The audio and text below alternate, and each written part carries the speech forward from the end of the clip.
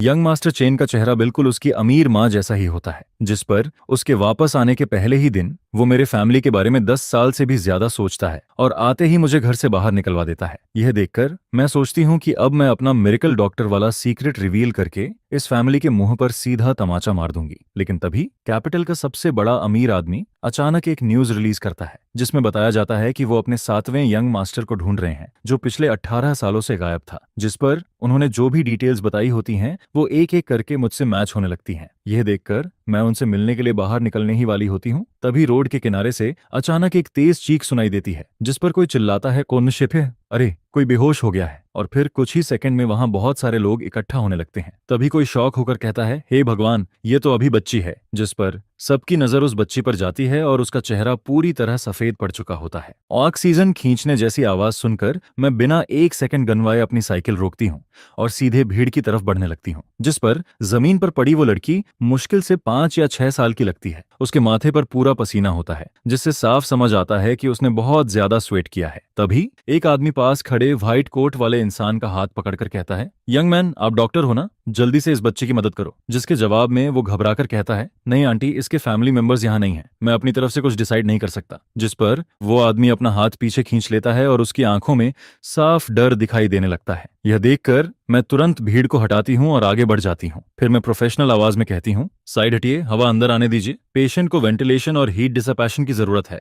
शायद मेरी आवाज में इतना कॉन्फिडेंस होता है कि वहां खड़ा कोई भी इंसान मुझसे सवाल नहीं करता है। जिसके बाद मैं घुटनों के बल बैठती हूँ और अपनी उंगलियां उस छोटी लड़की की गर्दन पर रखती हूँ। यह देखकर पास खड़ी आंटी थोड़ा घबराकर पूछती है, बेटा तुम्हारी उम्र कितनी है? फिर वो जल्दी से कहती है, पहले 120 को कॉल करो, ये बच्ची शायद खो गई है। मैं काफी देर से आवाज लगा रही हूँ लेकिन कोई नहीं आया। जिसके जवाब में पास खड़ा अंकल भी मुझे समझाने लगता है, अगर कुछ हो गया तो इसकी जिम्मेदारी सिर्फ तुम्हारी होगी। लेकिन मैं उनकी बातों पर ध्यान नहीं देती हूँ और जल्दी से उस बच्ची के कपड़े थोड़े ढीले करती हूँ। फिर उसे एक छांव वाली जगह पर ले जाकर लिटाती हूँ। जिस पर मैं कहती हूँ, डोंट वरी अंकल आंटी, मेरे पास मेडिकल सर्टिफिकेट है। इसके बाद मैं अपना बैकपैक नीचे रखती हूँ जिसमें से एक छोटा फोल्डेबल वेस्ट बॉक्स बाहर दिखाई देता है। फिर मैं उसे खोलती हूँ जिसके अंदर एक के बाद एक कई नीडल्स रखी होती हैं और साथ में छोटे बड़े स्कैल्पल्स भी साइड में लगे होते हैं। फिर मैं एक बार फिर उस बच्ची की पल्स चेक करती हूँ। यह देखकर पास खड़ा व्हाइट कोट वाला आदमी खुद को रोक नहीं पाता है। जिस पर वो जोर से चिल्लाते हुए कहता है, तुम पेशेंट को ऐसे इंजेक्शन कैसे लगा सकती हो? लेकिन मैं उसे पूरी तरह इग्नोर कर देती हूँ और लड़की की पल्स और हार्ट रेट काउंट करने लगती हूँ। जिस पर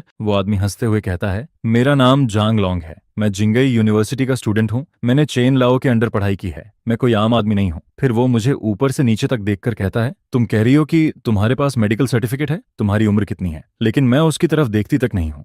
मैं बस लड़की के पास बैठी रहती हूँ और नीडल निकालने की तैयारी करने लगती हूँ। इसके बाद मैं नीडल को डिसइंफेक्ट करती हूँ। यह देखकर जांग लॉन्ग पहली बार खुद को पूरी तरह इग्नोर होता हुआ फील करता है। जिस पर वो गुस्से में चिल्लाने लगता है, मैं तुमसे बात कर रहा हूँ। यहाँ तक कि ये अंकल भी जानता है कि 120 आने तक वेट करना चाहिए, क्या तुम्हें ये भी समझ नहीं आता? जिसके जवाब में मैं ठंडी आवाज में कहती हूँ, अगर ऐसे ही वेट करते रहे तो फर्स्ट एड का टाइम निकल जाएगा। क्या तुम्हारे टीचर ने तुम्हें यही सिखाया है? ये सुनकर जांग लॉन्ग का चेहरा गुस्से से लाल हो जाता है। फिर वो आगे बढ़कर कहता है, किसने कहा वेट करना है? तुम खुद इमरजेंसी टाइम खराब कर रही हो, बस ये नीडल्स निकालकर शो ऑफ कर रही हो। अपना ये चाइनीज मेडिसिन वाला छोटा साइंस साइड में रखो और मुझे पेशेंट को सीपीआर देने दो। जिस पर मैं उसे ठंडी नजरों से देखती हूँ और कहती हूँ, इसे हीट स्ट्रोक हुआ है, तुम इसे सीपीआर क्यों देना चाहते हो? तुम डॉक्टर हो या क्वैक? यह सुनते ही जांग लॉन्ग पूरी तरह भड़क जाता है। फिर वो चिल्लाकर कहता है, किसे क्वैक बोल रही हो? तुम्हें पता भी है मेरा मेंटर कौन है? वो अभी अभी मिस्टर चेन के साथ विदेश से वापस आए हैं। लेकिन मैं उसकी बात सुनकर बिल्कुल भी रिएक्ट नहीं करती हूँ। फिर मैं शांत आवाज में कहती हूँ, मुझे जानने में कोई इंटरेस्ट नहीं है, रास्ते से हटो। इसके बाद मैं लड़की की उंगली पकड़ती हूँ, नीडल निकालती हूँ और उसे फिर से स्टेरिलाइज करती हूँ। मेरे सारे मूवमेंट्स इतने स्मूथ होते हैं कि सब कुछ एक ही बार में हो जाता है। यह देखकर जांग लॉन्ग की आंखें गुस्से से लाल होने लगती हैं। फिर वो ताना मारते हुए कहता है, हाँ, मैं तो तुम्हारे जैसा चाइनीज मेडिसिन लायर नहीं हूँ। उसके होंठ पर्पल हो रहे हैं, ये साफ हार्ट प्रॉब्लम है। हार्ट में हाइपोक्सिया और इस्केमिया होने पर सांस लेने में प्रॉब्लम होती है जिसकी वजह से लिप्स ब्लू पड़ते हैं। जिस पर मैं उसकी आंखों में देखते हुए ठंडी आवाज में कहती हूँ, लेकिन हीट स्ट्रोक में भी लिप्स पर्पल हो सकते हैं। फर्क बस इतना है कि इसकी पल्स पूरी तरह स्टेबल है और सबसे बड़ी बात, ये साफ दिख रहा है कि ये लंबे समय से हाई टेम्परेचर में रही है। फिर मैं आगे कहती हूँ, तुमने इतने ऑब्वियस मेडिकल सिम्टम्स तक ऑब्जर्व नहीं किए और खुद को मेडिकल स्टूडेंट कहते हो। यह सुनकर भीड़ में खड़ा एक आदमी कहता है, हाँ पहले सिम्टम्स देखने चाहिए, मैंने भी थोड़ा मेडिकल पढ़ा है। जिस पर बाकी लोग भी धीरे धीरे सिर हिलाने लगते हैं। फिर कोई कहता है, ये मेडिकल स्टूडेंट उतना कैपेबल नहीं लग रहा। और दूसरा आदमी बोलता है, मुझे तो ये लड़की ज्यादा रिलायबल लग रही है, जिस तरह इसने अभी पल्स चेक की थी वो काफी प्रोफेशनल था। यह सुनकर जांग लॉन्ग और भी ज्यादा गुस्से में आ जाता है। फिर वो दांत पीसते हुए कहता है, मान लो इसे हीट स्ट्रोक है भी, तो क्या कुछ नीडल्स लगाकर ये ठीक हो जाएगी? अगर ऐसा होता तो फिर हम मेडिकल स्टूडेंट्स किस काम के हैं? जिसके जवाब में मैं ठंडी आवाज में कहती हूँ, तुम सिर्फ खुद को रिप्रेजेंट कर सकते हो, सारे मेडिकल स्टूडेंट्स को नहीं। फिर मैं आखिरी बार उसे देखकर कहती हूँ, मैं एक बार और कह रही हूँ, रास्ते से हट जाओ। जिस पर जांग लॉन्ग पीछे हटता है, लेकिन उसके चेहरे पर गुस्से भरी हंसी होती है। फिर वो कहता है, ठीक है, मैं देखता हूँ कि तुम जैसी कोई वाइल्ड गर्ल आखिर कितनी कैपेबल है। अगर तुमने सच में इसे ठीक कर दिया तो मैं तुम्हारे सामने घुटनों पर बैठकर तुम्हें डैडी बुलाऊंगा। मैं तो कब से तुम्हारे ये बोलने का वेट कर रही थी डैड। फिर मैं यिंगुआंग नीडल निकालती हूँ, जिस पर लीलू अपना हाथ उठाती है और पहली नीडल चमकते हुए नीचे जाती है। नीडल लगते ही छोटी लड़की की भौहें तुरंत सिकुड़ने लगती हैं। ऐसा लगता है जैसे उसे झटका लगते ही थोड़ी कॉन्शियसनेस वापस आने लगती है। यहाँ तक कि उसकी छोटी छोटी आईब्रोज भी सिकुड़कर एक साथ हो जाती हैं। यह देखकर आसपास खड़े लोग शौक में बोल पड़ते हैं, ये तो उठने वाली है। जिस पर जांग लॉन्ग वहीं खड़ा रह जाता है और उसका चेहरा पहले हल्का पड़ता है, फिर पूरी तरह सफेद हो जाता है। वो हैरानी से सोचता है, ये कैसे पॉसिबल है, उसने ये कैसे किया? फिर मैं बिना कुछ बोले शांति से अपना हाथ दोबारा उठाती हूँ, जिसके बाद दूसरी नीडल सीधे शिक्सुआन पॉइंट में जाती है और वहां से खून निकलने लगता है। उसी टाइम छोटी लड़की धीरे धीरे अपनी आंखें खोलती है। उसकी बड़ी बड़ी आंखें पूरी काली और चमकदार होती हैं। वो चुपचाप मेरी तरफ देखने लगती है। उसका छोटा सा चेहरा अभी भी थोड़ा सफेद होता है। यह देखकर सबकी आंखें बड़ी हो जाती हैं, जिस पर पास खड़ी आंटी हैरानी में कहती है, बेटा तुमने बस 2 नीडल लगाई और ये ठीक हो गई। फिर मैं धीरे से उसकी उंगली दबाती हूँ ताकि जो खून निकला है वो रुक जाए। इसके बाद मैं कॉटन से उसे दबा देती हूँ। फिर मैं आंटी की तरफ देखकर कहती हूँ, आंटी मैंने बस ऐसे ही 2 नीडल नहीं लगाई हैं। शिक्सुआन पॉइंट उंगलियों के सिरों पर होता है और इसका काम बॉडी की एक्स्ट्रा हीट को बाहर निकालना और इंसान को होश में लाना होता है। इसे बहुत तेज बुखार था और ये बॉडी में हीट ज्यादा होने की वजह से हुआ है, इसीलिए ये तरीका काम करता है। यह सुनकर जांग लॉन्ग हल्का सा हंसता है। फिर वो कहता है, ये बच्ची अभी अभी होश में आई है, इसने कुछ बोला भी नहीं है, हो सकता है ये सब तुम्हारे इंजेक्शन का साइड इफेक्ट हो। जिस पर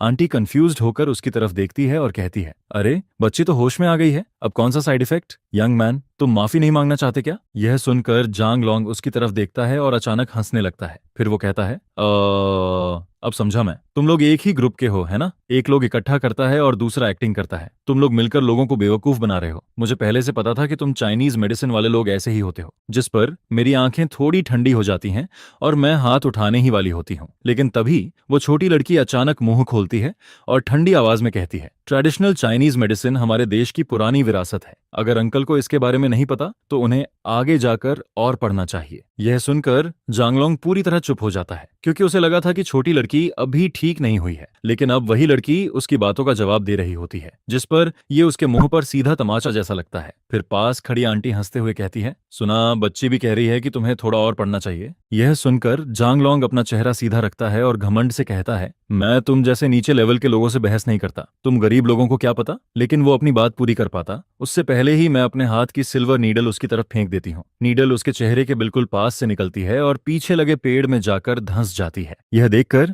जांग लॉन्ग तुरंत चुप हो जाता है, यहाँ तक कि उसके पैर भी हल्के कांपने लगते हैं।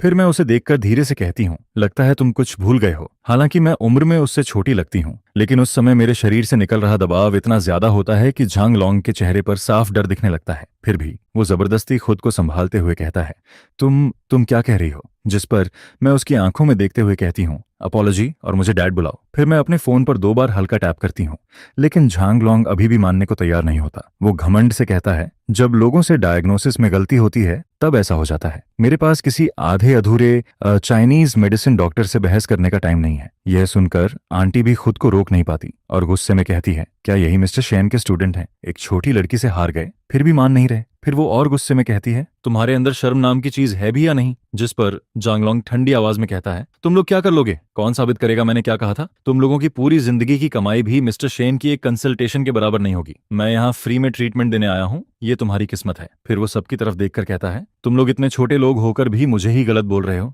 अगर इतना प्रॉब्लम है तो जहां से आए हो वहीं वापस चले जाओ। यह सुनकर आंटी के हाथ तक गुस्से से कांपने लगते हैं, लेकिन जांगलोंग के चेहरे पर अभी भी वही एटीट्यूड होता है। उसे लगता है कि यह लॉ वाला सोसाइटी है और कोई उसका कुछ नहीं कर सकता। उसे बिल्कुल अंदाजा नहीं होता कि मैं क्या करने वाली हूँ। फिर मैं आराम से अपने हाथ में कैंडी घुमाती हूँ, जिसके बाद मैं अपनी उंगली से उसे हल्का सा फ्लिक करती हूँ। अगले ही पल वो कैंडी सीधा जाकर जांगलोंग की तरफ लगती है, जिस पर उसके घुटने अचानक जवाब दे देते हैं और वो जोर से जमीन पर घुटनों के बल गिर जाता है।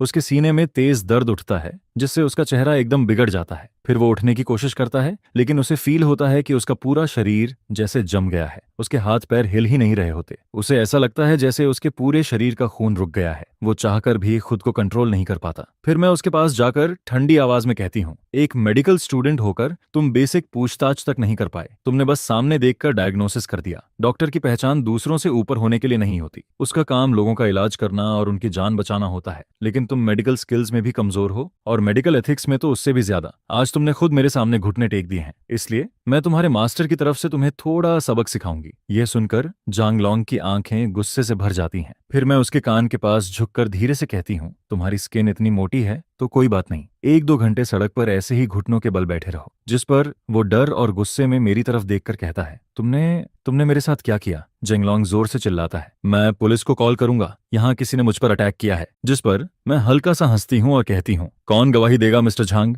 तुम तो खुद अपने आप घुटनों पर बैठे हो, मैंने तुम्हें हाथ तक नहीं लगाया। लेकिन आसपास खड़े लोग भी अब उसके खिलाफ बोलने लगते हैं, क्योंकि सबको साफ दिख रहा होता है कि मैंने कुछ नहीं किया। फिर एक अंकल कहता है, इस यंग मैन ने कुछ नहीं किया। जिस पर एक आंटी भी गुस्से में बोलती है, और तुम किस मुंह से बोल रहे हो? जब बच्ची गिरी हुई थी तब तुमने हेल्प तक नहीं की। फिर दूसरी आंटी कहती है, उल्टा तुम तो हमें ही नीचे लेवल के लोग और शॉर्ट लिव्ड घोस्ट बोल रहे थे। जिस पर एक अंकल गुस्से से कहता है, तुम्हारे जैसे इंसान मेडिकल स्टूडेंट कहलाने लायक भी नहीं है। फिर कुछ आंट्स जोर जोर से बोलने लगती हैं, आओ आओ सब लोग देखो, ये वही सबसे स्मार्ट मेडिकल स्टूडेंट है जो एक छोटी लड़की से हारकर यहाँ घुटनों पर बैठा है और अपोलॉजी भी नहीं मांग रहा। यह सुनकर जांगलोंग का चेहरा पूरी तरह काला पड़ जाता है। वो ना उठ पाता है ना कुछ बोल पाता है। कहते हैं, किसी से भी पंगा ले लो, लेकिन चौयांग की आंटिस से कभी मत लेना। अभी कुछ देर पहले तक जांगलोंग बड़ी बड़ी बातें कर रहा था कि ये जगह क्या है, लेकिन अब जितने ज्यादा लोग उसे देखने लगते हैं वो उतना ही सिर नीचे कर लेता है। उसे बस यही लग रहा होता है कि कहीं जमीन फट जाए और वो उसमें छुप जाए। उसे डर लगने लगता है कि कहीं कोई उसे पहचान ना ले। आखिर वो मेडिकल फील्ड का इंसान होता है। फिर वो मन ही मन सोचता है, ये छोटा चाइनीज मेडिसिन डॉक्टर ज्यादा दूर नहीं जाएगा, अगली बार मिला तो इसे अच्छे से सबक सिखाऊंगा। लेकिन मैं उसकी तरफ दोबारा देखती तक नहीं हूं, बल्कि मैं मन में सोचती हूं, अगर अगली बार ये फिर सामने आया तो शायद मैं इसका सिर ही फोड़ दूंगी। इसके बाद काफी सारे अंकल और आंट्स मेरे पास आने लगते हैं। कोई मेरा कांटेक्ट मांगता है तो कोई मेरा नंबर। जिस पर एक आंटी कहती है, बेटा अभी जो तुमने नीडल लगाई थी वो तो बिल्कुल मैजिक जैसा था। फिर दूसरी आंटी पूछती है, तुम्हारे घर में कोई चाइनीज मेडिसिन डॉक्टर है क्या? यह सुनकर मुझे अपनी ग्रैंडमदर याद आती है। वही अकेली इंसान थी जिसने हमेशा मेरे साथ अच्छा बिहेवियर किया था। इसलिए मैं धीरे से कहती हूँ, मेरी ग्रैंडमदर चाइनीज मेडिसिन जानती थी, उनका एक छोटा हेल्थ केयर शॉप था। जिस पर आंटी तुरंत बोलती है, अच्छा तभी, अब मैं अपने जानने वालों को तुम्हारे घर जरूर भेजूंगी। फिर कुछ लोग मुझे अपना गिफ्ट और स्नैक्स देने लगते हैं, लेकिन मैं उनमें से कुछ भी खास तरीके से एक्सेप्ट नहीं करती। मेरे चेहरे पर ना मिरेकल डॉक्टर वाला एटीट्यूड होता है, ना कोई घमंड। इस पूरे टाइम वो छोटी लड़की चुपचाप मुझे देखती रहती है। जब मेरा काम खत्म हो जाता है तब मैं नीचे झुककर उससे पूछती हूँ, अब चक्कर तो नहीं आ रहा? जिस पर छोटी लड़की अपना सिर हिलाती है और ऊपर देखकर कहती है, ब्रोदर, श्याओसी को बचाने के लिए थैंक यू। अगर आज ब्रदर नहीं होते तो श्याओसी मर जाती। उसकी आवाज बहुत प्यारी होती है, उसकी आंखें बड़ी बड़ी होती हैं और चेहरा बिल्कुल सफेद और सॉफ्ट होता है। यह देखकर मैं थोड़ा झुकती हूँ और मुस्कुराकर पूछती हूँ, तुम्हारा नाम श्याओसी है, तुम्हारे फैमिली मेंबर्स कहाँ ऐसे हैं? जिस पर छोटी लड़की अपना छोटा हाथ पीछे की तरफ करके सीजर होटल की तरफ इशारा करती है और कहती है, वो सब वहां हैं। सीजर होटल कोई ऐसी जगह नहीं होती जहां आम लोग जा सकें। वहां आने वाले लोग अक्सर बहुत बड़े फैमिली बैकग्राउंड वाले होते हैं। जिस पर आसपास लोग धीरे धीरे बात करने लगते हैं। आज सीजर होटल में बहुत बड़े लोग आए हैं, मैंने सुना है सब फेमस फैमिलीज से हैं। मुझे इसमें कुछ अजीब नहीं लगता, क्योंकि छोटी लड़की के कपड़े ही इतने महंगे होते हैं। यहाँ तक कि उसकी छोटी सी वॉच भी बहुत एक्सपेंसिव लगती है। फिर मैं उससे कहती हूँ, अगली बार बाहर निकलो तो अपने साथ बॉडीगार्ड जरूर लेकर आना। जिस पर छोटी लड़की अपना मेडिसिन बॉक्स उठाती है और कहती है, मैं लाई थी लेकिन भूल गई। फिर जब वो मुझे जाता हुआ देखती है तो अचानक मेरा पैर पकड़ लेती है। मैं एक कदम आगे बढ़ती हूँ तो वो भी पीछे पीछे आने लगती है। यह देखकर मैं रुक जाती हूँ और कहती हूँ, ठीक है, मैं तुम्हें वापस छोड़ देता हूँ। जिस पर छोटी लड़की तुरंत खुश होकर सिर हिलाती है और कहती है, मैं चाहती हूँ कि मेरा फैमिली प्रॉपर तरीके से ब्रदर को थैंक यू बोले। फिर मैं उसके कपड़े ठीक करते हुए कहती हूँ, थैंक यू की जरूरत नहीं है, मैं बच्चों से कंसल्टेशन फी नहीं लेता। यह सुनकर छोटी लड़की अचानक बहुत सीरियस होकर पूछती है, ब्रदर आपकी गर्लफ्रेंड है क्या? जिस पर मैं हंसते हुए कहता हूँ, नहीं। फिर वो तुरंत खुश होकर कहती है, तो फिर मैं अपनी थर्ड सिस्टर को आपके साथ शादी करवा दूंगी। यह सुनकर मैं एकदम हंस पड़ता हूँ, लेकिन वो पूरी सीरियसनेस के साथ अपनी छोटी उंगलियों पर काउंट करते हुए बोलती रहती है। हालांकि मेरी थर्ड सिस्टर ज्यादा बात नहीं करती, लेकिन वो बहुत ब्यूटीफुल है और बहुत पैसे भी कमाती है। फिर वो आगे कहती है, उसे बाहर लेकर जाओ, तो सब लोग उसे देखते रह जाते हैं। बहुत सारे बॉयज उससे शादी करना चाहते हैं। यह सुनकर मैं हंसते हुए कहता हूँ, लेकिन मेरा अभी शादी करने का कोई प्लान नहीं है। जिस पर छोटी लड़की तुरंत उदास हो जाती है। उसके छोटे छोटे कान तक नीचे हो जाते हैं और वो पूरे रास्ते मुंह बनाकर चलती रहती है। फिर जब हम होटल के गेट तक पहुंचते हैं तो वो अचानक फिर से ऊपर देखकर कहती है, ब्रदर आप पहले मेरी थर्ड सिस्टर से मिल लो, उसके बाद डिसाइड करना। फिर वो एक्साइटमेंट में कहती है, मेरी थर्ड सिस्टर को देखकर आपका दिल जरूर धड़कने लगेगा। उसे तो सिर्फ अपना चेहरा दिखाना आता है और लोग खुद ही उसके पीछे आ जाते हैं। जिस पर मैं हंसते हुए पूछता हूँ, तुम अपनी सिस्टर को ऐसे बेच रही हो, क्या उसे पता है? फिर छोटी लड़की बहुत सीरियस होकर कहती है, मेरी सिस्टर हमेशा बीमार रहती है, घर में सब चाहते हैं कि उसे जल्दी बॉयफ्रेंड मिल जाए। फिर वो मेरी तरफ देखकर कहती है, ब्रदर इतने अच्छे हैं, मेडिसिन भी जानते हैं और दिल भी अच्छा है, आपके पीछे तो बहुत सारी गर्ल्स आएंगी, इसलिए मुझे अपनी थर्ड सिस्टर के लिए पहले से कोशिश करनी पड़ेगी। यह सुनकर मैं उसके हल्के सफेद पड़े होंठों को देखता हूँ। फिर मैं उसके लिए एक बॉटल मिनरल वाटर और सोडा क्रैकर्स लेकर आता हूँ। इसके बाद मैं उसे देते हुए कहता हूँ, कम बोलो, तुम अभी पूरी तरह ठीक नहीं हुई हो। छोटी लड़की बहुत समझदार होती है, मैं उसे जो भी देता हूँ वो चुपचाप खा लेती है। फिर जब वो मिनरल वाटर खोलने की कोशिश करती है तो उससे बॉटल खुलती नहीं है। जिस पर वो अपना छोटा सा हाथ उठाकर मेरी तरफ बढ़ाती है और कहती है, ब्रदर हेल्प। उसी टाइम मुझे लेने आई स्पेशल असिस्टेंट जियांग कार से उतरती है और ये सब देख लेती है। यह देखकर वो एकदम रुक जाती है और सोचती है, ये तो वही फेक यंग मास्टर है जिसे गीगाबाइट फैमिली ने घर से निकाल दिया था। फिर वो शियाओसी को मेरे साथ देखकर और भी हैरान हो जाती है, क्योंकि शियाओसी तो उससे पानी की बोतल तक खुलवा रही होती है। जिस पर जियांग स्पेशल असिस्टेंट के दिमाग में अचानक कुछ आता है, लेकिन वो जल्दी से खुद को संभाल लेती है और तेज कदमों से हमारी तरफ आने लगती है। फिर वो जल्दी से कहती है, मिस शियाओसी, आखिरकार मैं आपको ढूंढ पाई, अच्छा हुआ आप ठीक हैं। जिस पर छोटी लड़की तुरंत मेरा हाथ पकड़ लेती है और कहती है, ब्रोदर ने मुझे बचाया है। यह सुनकर स्पेशल असिस्टेंट जियांग मेरी तरफ झुककर बहुत पोलिटली कहती है, थैंक यू। लेकिन मैं बस उसकी तरफ बिना किसी एक्सप्रेशन के देखता हूं और कहता हूं, ये मुझे ऑलरेडी थैंक यू बोल चुकी है। मेरा ये एटीट्यूड देखकर जियांग स्पेशल असिस्टेंट कुछ देर के लिए कंफ्यूज हो जाती है। फिर वो शाओसी की तरफ देखकर कहती है, मिस शाओसी, बॉस आपको ढूंढ रही हैं, आप जल्दी कार में आइए, आपने अभी तक अपनी आफ्टरनून मेडिसिन भी नहीं ली है। यह सुनते ही छोटी लड़की सरप्राइज होकर ऊपर देखती है, क्योंकि उसे उम्मीद नहीं होती कि उसकी थर्ड सिस्टर खुद यहाँ आएगी। जिस पर सामने खड़ी ब्लैक कार की विंडो थोड़ा नीचे होती है। अंदर एक इंसान का हल्का सा सिलहूट दिखाई देता है। उसकी बॉडी पतली और लंबी होती है। वो बड़ी शांति से बैठी होती है और उसके हाथ में एक छोटा कप होता है, जिसे वो धीरे धीरे अपने होंठों तक ले जाती है। उसका हर मूवमेंट इतना ग्रेसफुल होता है जैसे कोई बहुत बड़े फैमिली की लेडी हो। हालांकि उसका चेहरा साफ दिखाई नहीं देता, लेकिन मुझे मेडिसिन की स्मेल बहुत अच्छे से पहचानने की आदत होती है। जैसे ही कार की खिड़की नीचे होती है, मुझे एक हल्की सी मेडिसिन की खुशबू महसूस होती है। मैं मेडिसिन को बहुत अच्छे से जानता हूँ, इसलिए मैं तुरंत समझ जाता हूँ कि कार में बैठा इंसान लंबे टाइम से बीमार है। फिर स्पेशल असिस्टेंट जियांग जल्दी से शाओसी से कहती है, मिस शाओसी, पहले बॉस से मिल लीजिए। जिस पर छोटी लड़की थोड़ा सोचती है, फिर मेरी तरफ देखकर कहती है, ब्रदर आप यहीं वेट करना, कहीं मत जाना, मैं अभी वापस आती हूँ। मैं बस सिर हिला देता हूँ। फिर छोटी लड़की जल्दी जल्दी कार की तरफ भाग जाती है। उसके जाने के बाद जियांग स्पेशल असिस्टेंट मेरे सामने एक कार्ड निकालकर बढ़ाती है और कहती है, मिस्टर जियांग, हमारी यंग लेडी को बचाने के लिए थैंक यू। ये हमारी तरफ से एक छोटा सा गिफ्ट है, प्लीज इसे रख लीजिए। यह सुनकर मैं उसकी तरफ देखकर हल्का सा मुस्कुराता हूँ और कहता हूँ, तुम्हें मेरा सरनेम तक पता है? फिर मैं उसकी आंखों में देखकर कहता हूँ, लेकिन तुम्हें मुझे थैंक यू बोलने से ज्यादा जल्दी मुझसे रिलेशन खत्म करने की है ना? यह सुनकर जियांग स्पेशल असिस्टेंट की उंगलियां हल्का सा कांप जाती हैं।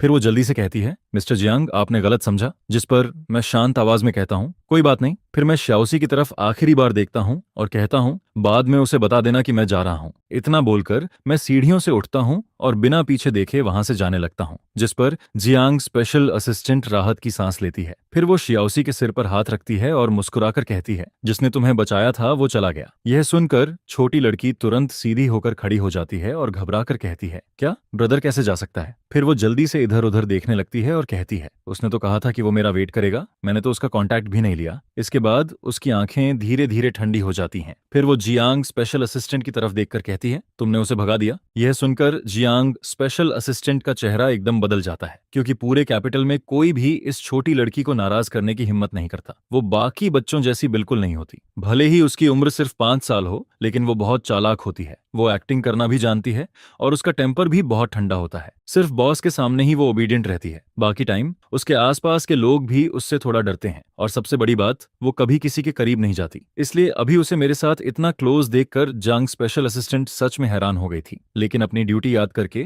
वो फिर भी धीरे से झुकती है और कहती है, मिस श्याओसी, वो ब्रदर अच्छा इंसान नहीं है। मुझे डर है कि वो आपके पास किसी और मकसद से आया था। जिस पर छोटी लड़की तुरंत उसकी तरफ देखती है और कहती है, लेकिन ब्रदर मुझे जानता तक नहीं है। फिर उसका क्या पर्पस हो सकता है? फिर उसकी आवाज और ठंडी हो जाती है, गलती तुम्हारी है, तुमने मेरा ध्यान नहीं रखा। जिस पर वो गुस्से में कहती है, मैं रोड के किनारे बेहोश हो गई थी, मुझे हीट स्ट्रोक हुआ था। अगर ब्रदर नहीं होते तो मैं या तो मर जाती या कोई मुझे उठाकर ले जाता। तभी पीछे बैठी वुमन अचानक ठंडी आवाज में कहती है, लिंसिसी, बेकार की बातें मत करो। यह सुनते ही छोटी लड़की तुरंत चुप हो जाती है, क्योंकि उसे पता होता है कि उसकी थर्ड सिस्टर सच में गुस्सा हो गई है, वरना वो उसे पूरे नाम से नहीं बुलाती। फिर छोटी लड़की धीरे से उस वुमन की गोद में घुस जाती है और उदास होकर कहती है, थर्ड सिस्टर, बहुत मुश्किल से मैंने अपने लिए एक ब्रदर इन लॉ ढूंढा था, अब सब खत्म हो गया। फिर वो मुंह फुलाकर कहती है, अब ब्रदर मुझे बिल्कुल पसंद नहीं करेगा, क्योंकि अभी कुछ देर पहले तक वो मेरे सामने बहुत अच्छे से बिहेव कर रही होती है। जिस पर वो वुमन धीरे से सांस लेती है और अपनी उंगलियों से छोटी लड़की का चेहरा सीधा करते हुए कहती है, मेरी शादी की चिंता तुम्हें करने की जरूरत नहीं है, समझी? इतने में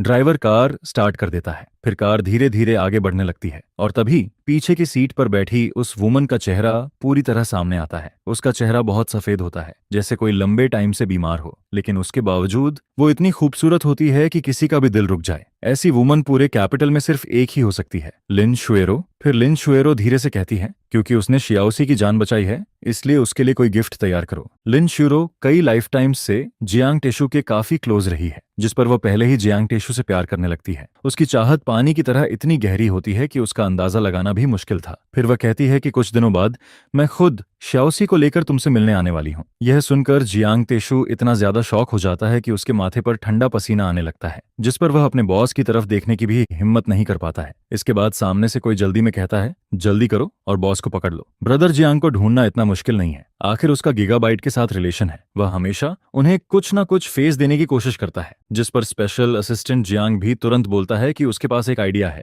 लेकिन अभी मुझे गीगाबाइट के लोगों से मिलना बिल्कुल भी पसंद नहीं है। आखिर वे लोग बहुत ज्यादा शो ऑफ करते हैं। फिर भी गीगाबाइट के लोग लगातार आगे बढ़ते रहते हैं, ठीक वैसे ही जैसे अभी जब मैं बच्चों को छोड़कर वापस लौटने ही वाली होती हूँ, तभी अचानक मुझे एक जानी पहचानी आवाज सुनाई देती है, तुम यहाँ क्या कर रही हो? जिस पर मैं तुरंत पहचान जाती हूँ कि ये आवाज मेरी अडॉप्टिव मदर AI लिंक की है। उसका टोन हमेशा की तरह बेहद इरिटेटिंग और घिनौना लगता है, यहाँ तक कि वह मेरा नाम लेकर बुलाने की भी जरूरत महसूस नहीं करती है। मैं हल्का सा साइड में देखती हूँ, जिस पर थोड़ी दूर एक ग्रुप खड़ा दिखाई देता है। वहां मेरे अडॉप्टिव फादर जी लॉन्ग खड़े होते हैं। उनके साथ AI फैमिली की फॉरेन वाइफ एलिना भी होती है, और उसके पास जी चेंद्रान भी खड़ा होता है, जिसे वह वापस लेकर आई थी। उस वक्त वहां मौजूद हर इंसान के दिल में उस बूढ़े आदमी के लिए रिस्पेक्ट भरा होता है, जिस पर जी चंद्रान भी उस बड़े आदमी को देखकर एक्साइटमेंट से कांपता रहता है। वह मुस्कुराते हुए उससे कुछ कहता है और वह बूढ़ा आदमी भी उससे काफी खुश नजर आता है। फिर वह प्यार से जी चंद्रान के कंधे पर हाथ रखता है, जिसे देखकर लगता है कि वह उससे बहुत सेटिस्फाई है। लेकिन दूसरी तरफ AI लिंक का ध्यान अब भी मेरी तरफ ही होता है। वह बिल्कुल नहीं चाहती कि मैं वहां खड़ी रहूं, जिस पर वह सीधे मेरे सामने आकर रास्ता रोक देती है। मैं तुमसे कुछ पूछ रही हूँ, तुम यहाँ क्या कर रही हो? AI लिंक पूरी कोशिश करती है कि उसकी इरिटेशन बाहर ना आए, लेकिन उसके बोलने का तरीका सब कुछ बता देता है। फिर वह कहती है, शाओचुआन, हमने तुम्हें कल ही सब कुछ साफ साफ बता दिया था। तुम्हारे रियल पेरेंट्स गांव में हैं, तुम उनके पास क्यों नहीं चली जाती? हमारे पीछे पीछे सीजर होटल तक क्यों आई हो? जिस पर वह आगे कहती है, अगर तुम्हें 10,000 कम लग रहे हैं तो मैं बाद में तुम्हें और पैसे दे दूंगी। यह कहते हुए AI लिंक की सख्त नजरें मेरे ऊपर टिक जाती हैं। उस समय मैंने बहुत ही सिंपल कपड़े पहने होते हैं, एक साधारण टी-शर्ट, जीन्स और पीठ पर एक ढीला सा बैकपैक, जिस पर AI लिंक मुझे ऊपर से नीचे तक देखती है और उसके चेहरे पर साफ लिखा होता है कि जिस लड़की ने गीगाबाइट छोड़ा था वह अब इस हालत में पहुंच गई है। उसके हिसाब से इसका सिर्फ एक ही मतलब होता है कि मेरे पास अब बिल्कुल भी पैसे नहीं हैं। फिर वह गहरी सांस लेते हुए धीरे से कहती है, मुझे पता है कि तुम गांव वापस नहीं जाना चाहती। आखिर तुमने हमेशा अमीरों वाली लाइफ जी है, लेकिन हमारी तुम्हें पालने की कोई जिम्मेदारी नहीं है। इसके बाद वह एक कार्ड निकालती है और कहती है, मेरे पास यहाँ 50,000 वाला कार्ड भी है, इसे ले लो और जल्दी यहाँ से चली जाओ। मैं उसे ध्यान से देखती रहती हूँ। वह बाहर से तो अपनापन दिखाने की कोशिश करती है, लेकिन उसके चेहरे पर साफ नजर आता है कि वह बस मुझे जल्दी से यहाँ से हटाना चाहती है।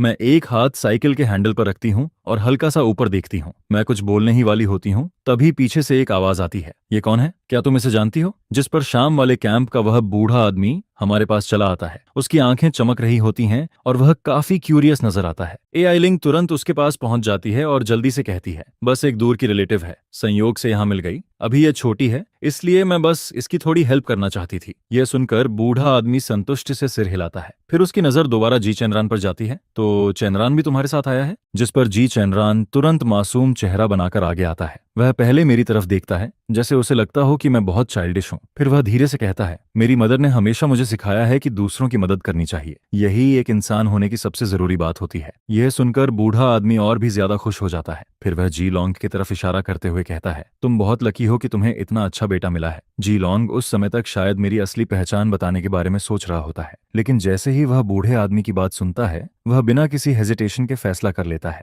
फिर वह मुस्कुराकर कहता है, चैनरान बचपन से ही बहुत समझदार रहा है। वह उस फेक वाले की तरह नहीं है जिसे लोगों के चेहरे पढ़ना भी नहीं आता। यह कहते हुए जी लॉन्ग थोड़ा और करीब आता है। फिर वह एआई लिंक की तरफ देखकर कहता है, मैं यहाँ हूँ, तुम लोग पहले अंदर जाओ, रिश्तेदारों की वजह से इतनी टेंशन लेने की जरूरत नहीं है। जिस पर एआई लिंक मेरी तरफ देखती है और लंबी सांस लेती है। फिर वह धीरे से कहती है, कम से कम इसे कुछ अच्छे कपड़े पहनने की सलाह तो दो। यह बच्चा देखने में बेचारा लगता है, लेकिन इसकी आंखों में साफ लिखा है कि यह जगह इसके लिए नहीं है। आखिर यह अभी तक यहाँ से गई क्यों नहीं? मैं वहीं खड़ी होकर यह सब ध्यान से देखती रहती हूँ।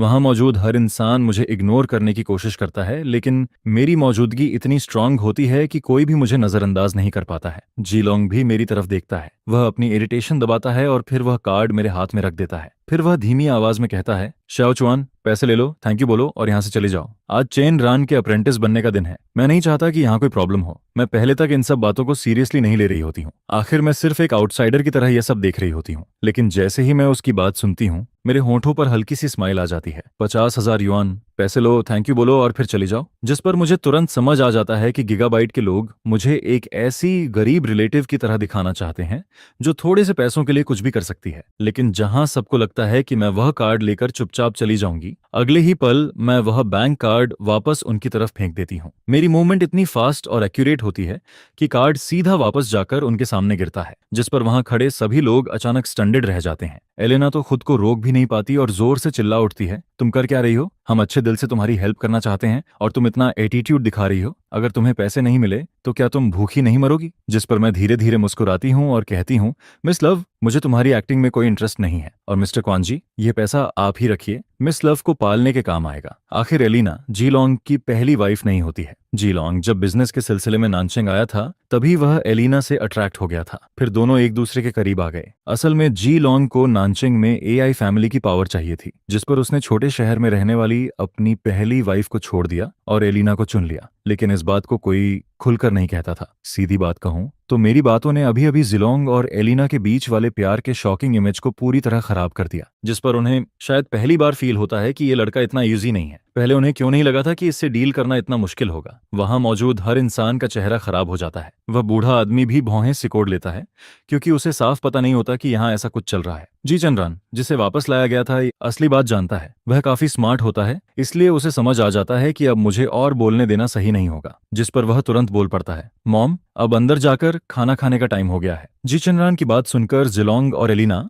दोनों को जैसे होश आ जाता है। जिलोंग हर सिचुएशन में अपना कैरेक्टर सेट करने में सबसे आगे रहता है। वह मेरी तरफ देखता है, जैसे सोच रहा हो कि तुम छोटे शहर से आए हो, इसलिए तुम्हें बोलने की तमीज नहीं है। हमारी लाइफ तुम्हारी तरह नहीं रही है। फिर वह एलिना की तरफ देखकर कहता है, आगे से जब भी किसी की हेल्प करो, थोड़ा ध्यान रखना, कहीं ऐसा ना हो कि तुम्हारी काइंडनेस का गलत मतलब निकाल लिया जाए। जिस पर एलिना अब भी मेरी तरफ देख रही होती है। उसकी आंखों में सिर्फ एक चीज दिखती है और वह छिप नहीं पाती। वह सिर्फ मुझे नापसंद करती है। मैं भी उसकी तरफ देखता हूँ। मेरी आंखें आधी बंद होती हैं, डार्क और गहरी, जिस पर वह और भी कंफ्यूज हो जाती है। उसे मेरा वही एटीट्यूड याद आ जाता है और एलिना लगभग फिर से भड़कने लगती है। तभी जी चंद्रान जल्दी से बोलता है, मॉम, गुस्सा मत करो, किसी आउटसाइडर के लिए इतना परेशान होना वर्थ इट नहीं है। फिर वह अलीना को देखकर कहता है, टीचर चेन जैसे बड़े लोग किसी और की बातों से आपको गलत नहीं समझेंगे। यह सुनकर साफ पता चलता है कि वह अलीना को याद दिला रहा है कि अभी यहाँ सीन क्रिएट मत करो। साथ ही वह उसे एक आसान रास्ता भी दे देता है ताकि उसकी इमेज खराब ना हो। जैसा उसने सोचा था वैसा ही होता है। एलिना जल्दी से खुद को संभाल लेती है।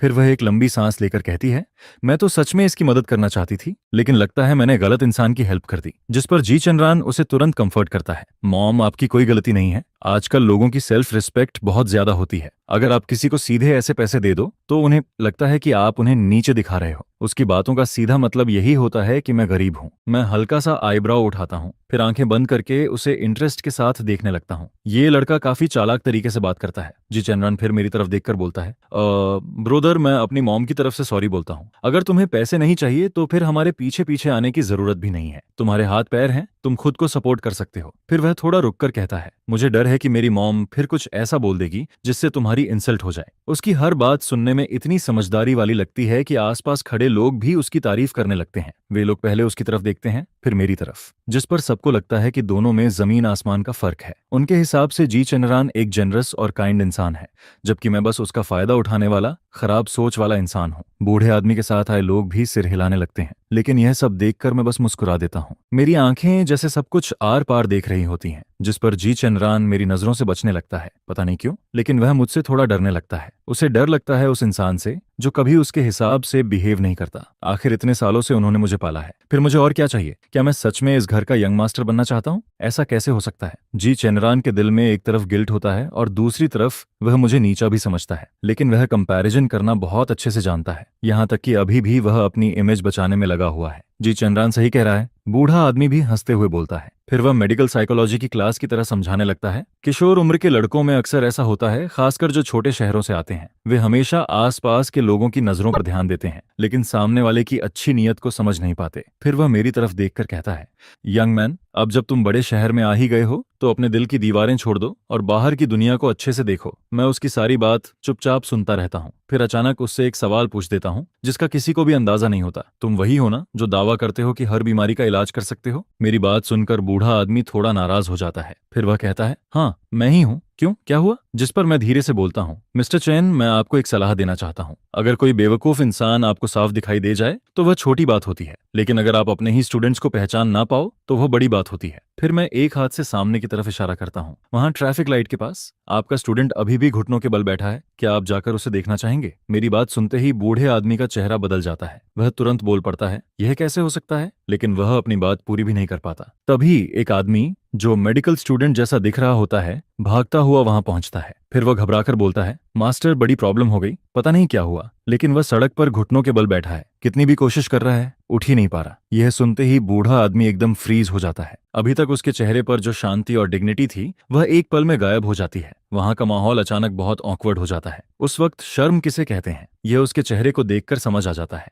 अभी तक वह खुद को परफेक्ट दिखाने की कोशिश कर रहा था, लेकिन अब उसका चेहरा पूरी तरह बदल चुका होता है। फिर वह कुछ भी कहे बिना जल्दी से वहां से निकल जाता है। उसे अब किसी चीज की परवाह नहीं होती। मैं उसे जाते हुए देखता हूँ और अंदर ही अंदर हंसता हूँ। आखिर चैन फैमिली जैसी छोटी सोच वाली फैमिली जो खुद को बहुत बड़ा समझती है, क्या वही अकेली है? वे लोग सिर्फ यह दावा नहीं करते कि वे हर बीमारी ठीक कर सकते हैं, बल्कि हर जगह से स्टूडेंट्स भी रिक्रूट करते हैं। उनके लिए लोगों का इलाज करना कोई ह्यूमैनिटी नहीं, बस एक दिखावा होता है। और उन्होंने अपने आसपास बेकार लोगों की पूरी भीड़ जमा कर रखी है। यह पूरा शो वैसे भी सिर्फ उस बूढ़े आदमी को इम्प्रेस करने के लिए किया गया था, जिस पर एआई लिंग भी जल्दी जल्दी उसके पीछे जाने लगती है। वह मुझे देखकर अंदर ही अंदर हंस रही होती है। उसके हिसाब से मैंने अब मिस्टर चेन जैसे बड़े आदमी को भी नाराज कर दिया है। उसे लगता है कि मैं गांव से आया हूं, इसलिए मुझे कुछ पता नहीं है। गीगाबाइट छोड़ने के बाद मैं कुछ भी नहीं हूं। और अब मैंने नानचिंग के पावरफुल लोगों को भी नाराज कर दिया है। उसके हिसाब से एक दिन ऐसा जरूर आएगा जब मैं रोते हुए उनके पास वापस जाऊंगा और उनसे मदद की भीख मांगूंगा। मेरे लिए अब न ड्रैगन स्वॉर्ड भेजने वाला कोई है और ना ही कोई मुझे अच्छे से देखने वाला है। आज से हम ऐसे रहेंगे जैसे हमने तुम्हें कभी पाला ही नहीं था। अब से तुम्हारा रास्ता अलग, हमारा रास्ता अलग। मैं भी इस फैमिली के साथ नहीं रहने वाला और ना ही मुझे अब इस घर की कोई परवाह है। जिस पर तभी गुड मास्टर किसी को ढूंढते हुए इलेक्ट्रिक स्कूटर पर वहां आ जाता है। वह यह सब देखता है तो तुरंत उसका चेहरा खराब हो जाता है। फिर वह स्कूटर रोक देता है। मैंने तुम्हारे लिए कुछ भी करने का इरादा नहीं रखा कॉमरेड, लेकिन तुम श्याओ जियांग से ऐसे कैसे बात कर सकते हो? तुम बहुत रूड हो। गुड मास्टर जल्दी से बोल पड़ता है। मिरेकल डॉक्टर श्याओ जियांग हमेशा से लोकी रहा है। जब वह डेवान कम्युनिटी से गया था तब उसने बस इतना कहा था कि सब लोग उसे श्याओ जियांग बुलाएं, जिस पर गुड मास्टर को अचानक याद आता है कि अभी थोड़ी देर पहले वह ऑलमोस्ट उसका असली नाम बोल देता। फिर वह जल्दी से चुप हो जाता है, लेकिन जिलोंग उसकी बात को गलत समझ लेता है। वह गुड मास्टर को ऊपर से नीचे तक देखता है, फिर ताने मारते हुए कहता है, तो यह तुम्हारा रियल फादर है, टूटी फूटी इलेक्ट्रिक स्कूटर पर आया है, एक कार तक अफोर्ड नहीं कर सकता। फिर वह मेरी तरफ देखकर बोलता है, तुम सच में कहीं के नहीं रहे, गांव से आए लोग वैसे भी ऐसे ही होते हैं, पता नहीं किस जमाने में जी रहे हो, अभी भी चाइनीज ट्यूनिक सूट पहनकर घूम रहे हो। जिलोंग की बातों में ताना साफ दिखाई देता है, लेकिन गुड मास्टर कुछ देर तक समझ ही नहीं पाता। उसके दिमाग में सिर्फ एक ही बात चल रही होती है। वह सोचता है कि अगर वह सच में मिरेकल डॉक्टर श्याओ जियांग का बाप होता तो कितना अच्छा होता, लेकिन वह खुद को उसके लायक भी नहीं समझता। उसके हिसाब से अगर उसका अपना बेटा श्याओ जियांग जितना भी काबिल होता तो वह सपने में भी खुश हो जाता।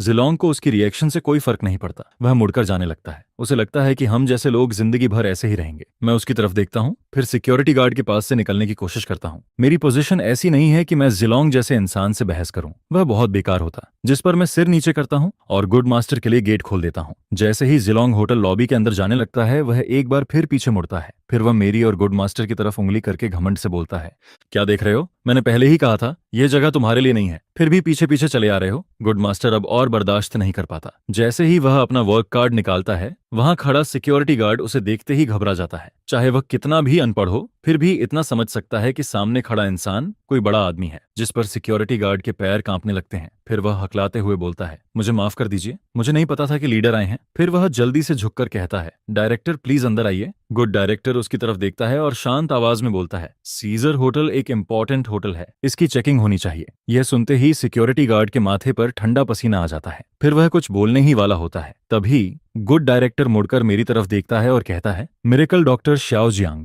बाकी मैं संभाल लूंगा। मैं बस हाथ हिलाकर उसे जाने का इशारा कर देता हूं, लेकिन सिक्योरिटी गार्ड जैसे ही मिरेकल डॉक्टर वाला टाइटल सुनता है, उसका चेहरा एकदम सफेद पड़ जाता है। उसे समझ ही नहीं आता कि आखिर मैं कौन हूं। यहां तक कि इतना बड़ा डायरेक्टर भी मुझे मिरेकल डॉक्टर कहकर बुला रहा है, जबकि अभी थोड़ी देर पहले एआई फैमिली वाले कह रहे थे कि मैं बस उनका कोई गरीब डिस्टेंट रिलेटिव हूं। जिस पर सिक्योरिटी गार्ड को लगने लगता है कि अब उसकी जॉब गई। वह वहीं जमीन पर बैठ जाता है। उसके अंदर अब वापस उठने तक की हिम्मत नहीं बचती। फिर गुड डायरेक्टर होटल मैनेजर को बुलाता है। मैनेजर आते ही कुछ शब्दों में सिक्योरिटी गार्ड को हटाने का ऑर्डर दे देता है। मैनेजर मुझे देखकर हैरान नहीं होता। फिर वह पूछता है, डॉक्टर श्याओ जियांग, क्या आप भी उस पेशेंट को देखने आए हैं? मैं कैजुअली जवाब देता हूँ, पहले ऐसा था लेकिन अब नहीं। गुड डायरेक्टर मुझसे वजह नहीं पूछता। वह बस हल्का सा मुस्कुराता है, फिर धीरे से कहता है, अगर आप पेशेंट नहीं देखना चाहते तो चलिए वापस चलते हैं। कम्युनिटी में दोनों बुजुर्ग आपका इंतजार कर रहे हैं। फिर वह ऊपर आसमान की तरफ देखता है और कहता है, इतनी गर्मी है, मुझे डर है कि कहीं उन्हें हीट स्ट्रोक ना हो जाए। बोलते बोलते वह अपनी आवाज और धीमी कर देता है। डॉक्टर श्याओ जियांग, अनहे काउंटी से कुछ लोग हमारी कम्युनिटी में आए हैं। वे कह रहे थे कि वे आपको ढूंढ रहे हैं। मैंने उन्हें पहले कभी नहीं देखा था, इसलिए मैंने उन्हें अंदर नहीं आने दिया। अनहे काउंटी का नाम सुनते ही मुझे थोड़ा फेमिलियर लगता है। आखिर जब गीगाबाइट वालों ने मुझे निकाला था तब उन्होंने भी इसी जगह का जिक्र किया था। जिस पर मैं कुछ देर सोचता हूँ, फिर हल्का सा मुस्कुरा देता हूँ। लगता है मेरे रियल पेरेंट्स आ गए। उधर कम्युनिटी के बाहर कुछ लोग खड़े होते हैं। उनमें कुछ बड़े लोग होते हैं और उनके साथ कुछ यंग वुमेन भी होती हैं। उन सबका ड्रेसिंग और पर्सनालिटी देखकर साफ लगता है कि वे किसी अमीर फैमिली से हैं। उनके बीच में एक बूढ़ा आदमी भी होता है जिसे वे संभाल कर खड़ा किए होते हैं। दूर से देखने पर ही पता चल जाता है कि वे लोग किसी बड़े घर से आए हैं। जिस पर गुड डायरेक्टर को लगता है कि शायद ये लोग मिरेकल डॉक्टर श्याओ जियांग के पेशेंट के फैमिली मेंबर होंगे। आखिर हाल ही में बहुत सारे लोग कम्युनिटी में उसे ढूंढने आ रहे थे। उनमें से कई तो पास वाले शहरों से भी आए थे, इसलिए उसे ऐसा सोचना अजीब नहीं लगता। फिर वह धीरे से बोलता है, डॉक्टर श्याओ जियांग, चलिए वापस चलते हैं, दोनों बुजुर्ग आपका इंतजार कर रहे हैं। मैं सिर हिलाता हूँ और गुड डायरेक्टर भी मुस्कुराकर वापस चल देता है। दूसरी तरफ एमन कम्युनिटी के बाहर जियांग फैमिली के लोग काफी परेशान हो रहे होते हैं। जियांग फैमिली की कुछ यंग लेडीज काम में बिजी होती हैं,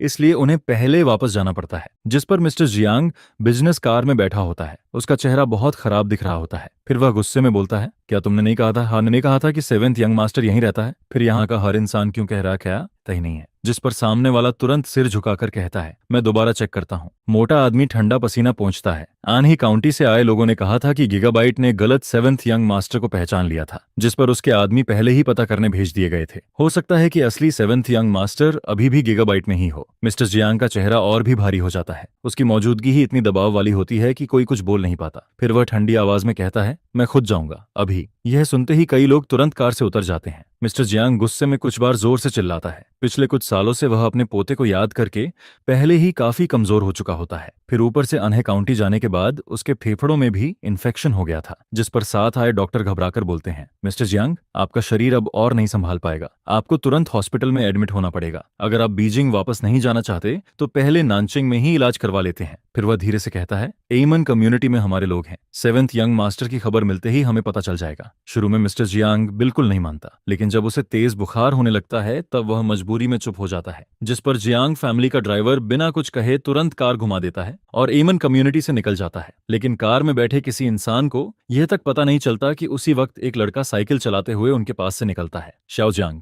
तुम आखिर वापस आ ही गए। कम्युनिटी के गेट पर फल बेचने वाली आन झांग सबसे पहले मुझे देखकर मेरे पास आ जाती है। फिर वह जल्दी से कहती है, शाओहाओ, तुम जानते भी हो क्या हुआ। कुछ अजीब से लोग तुम्हें ढूंढ रहे थे, बड़े सस्पिशियस लग रहे थे। बाहर जिसे सब लोग लीडर बोलते हैं वही गुड डायरेक्टर कम्युनिटी के अंदर सिर्फ एक अच्छा इंसान बनकर रहता है। इससे साफ पता चलता है कि आन झांग की भी यहाँ अच्छी पहचान है। लेकिन मैं इस बात पर ज्यादा ध्यान नहीं देता। मैं बस हंसते हुए हाथ उठाता हूँ और आंट झांग को पैसे दे देता हूँ। फिर मजाक में बोलता हूँ, तो ये है गुड डायरेक्टर का काम। जिस पर आंट झांग हंसने लगती है। वह अकेला आया था और गुड डायरेक्टर उसके पीछे पीछे इलेक्ट्रिक स्कूटर पर आया। काम करने में वह हमेशा अच्छा रहता है। फिर वह बड़े गर्व से गुड डायरेक्टर की तारीफ करने लगती है। मैं भी मना नहीं करता। फिर तो गुड डायरेक्टर को थैंक्स कहना पड़ेगा। मैं मुस्कुराकर बोलता हूँ, आखिर पड़ोसियों के बीच यही होता है। तुम मेरी मदद करो, मैं तुम्हारी मदद करूंगा। इससे रिश्ता और अच्छा हो जाता है। अगर मैं उसके साथ बहुत फॉर्मल हो जाऊं तो शायद गुड डायरेक्टर आगे मेरी हेल्प ना करे। शुरू से ही गुड डायरेक्टर को लगता था कि मेरे अंदर बहुत पोटेंशियल है। अब तो वह मुझसे और भी ज्यादा इंप्रेस हो गया था। उधर सीजर होटल में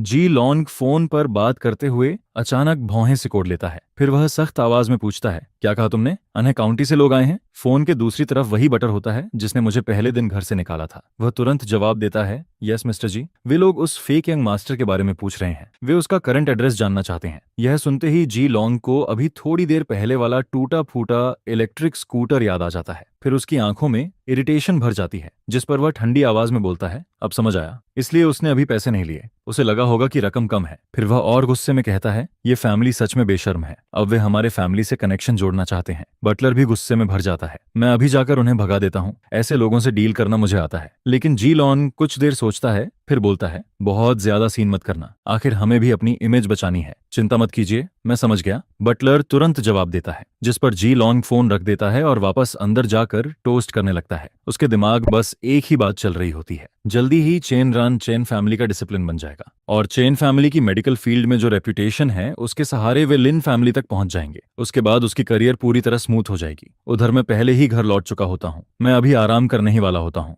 मुझे बिल्कुल आइडिया नहीं होता कि इतने लोग मुझे ढूंढने आएंगे। यहाँ तक कि मुझे पानी पीने का भी टाइम नहीं मिलता। तभी मेरा फोन लगातार बजने लगता है। मैं उसे खोलता हूँ तो अंदर बहुत सारे मैसेज पड़े होते हैं। बॉस, लिन फैमिली की तरफ से जो गेस्ट लिस्ट आई थी वह आपको मिली या नहीं? बॉस, मैंने अपने फैमिली वालों से ऑलरेडी बात कर ली है, बस आपके आने का इंतजार है। बॉस, आपके साथ कुछ हुआ तो नहीं? मैं वहां गया था लेकिन सिक्योरिटी गार्ड ने मुझे अंदर नहीं जाने दिया। वह सिक्योरिटी गार्ड सच में बहुत बेवकूफ है। मैंने कभी नहीं सोचा था कि मेरी जिंदगी का इतना इंपॉर्टेंट मौका एक सिक्योरिटी गार्ड की वजह से खराब हो जाएगा। बॉस, आप कहाँ हैं? मैं अभी कार लेकर आपको लेने आता हूँ। मैं एक घूंट पानी पीता हूँ, फिर रिप्लाई करता हूँ, जरूरत नहीं है, मैं घर पर हूँ, अभी बाहर आना कन्वीनियंट नहीं है। उधर हुआंग अंकल और यंग मास्टर दोनों बार बार इधर उधर घूम रहे होते हैं। फिर मैसेज आता है, बॉस, मेरी रिस्पेक्ट के लिए ही सही, एक बार फिर आ जाइए प्लीज।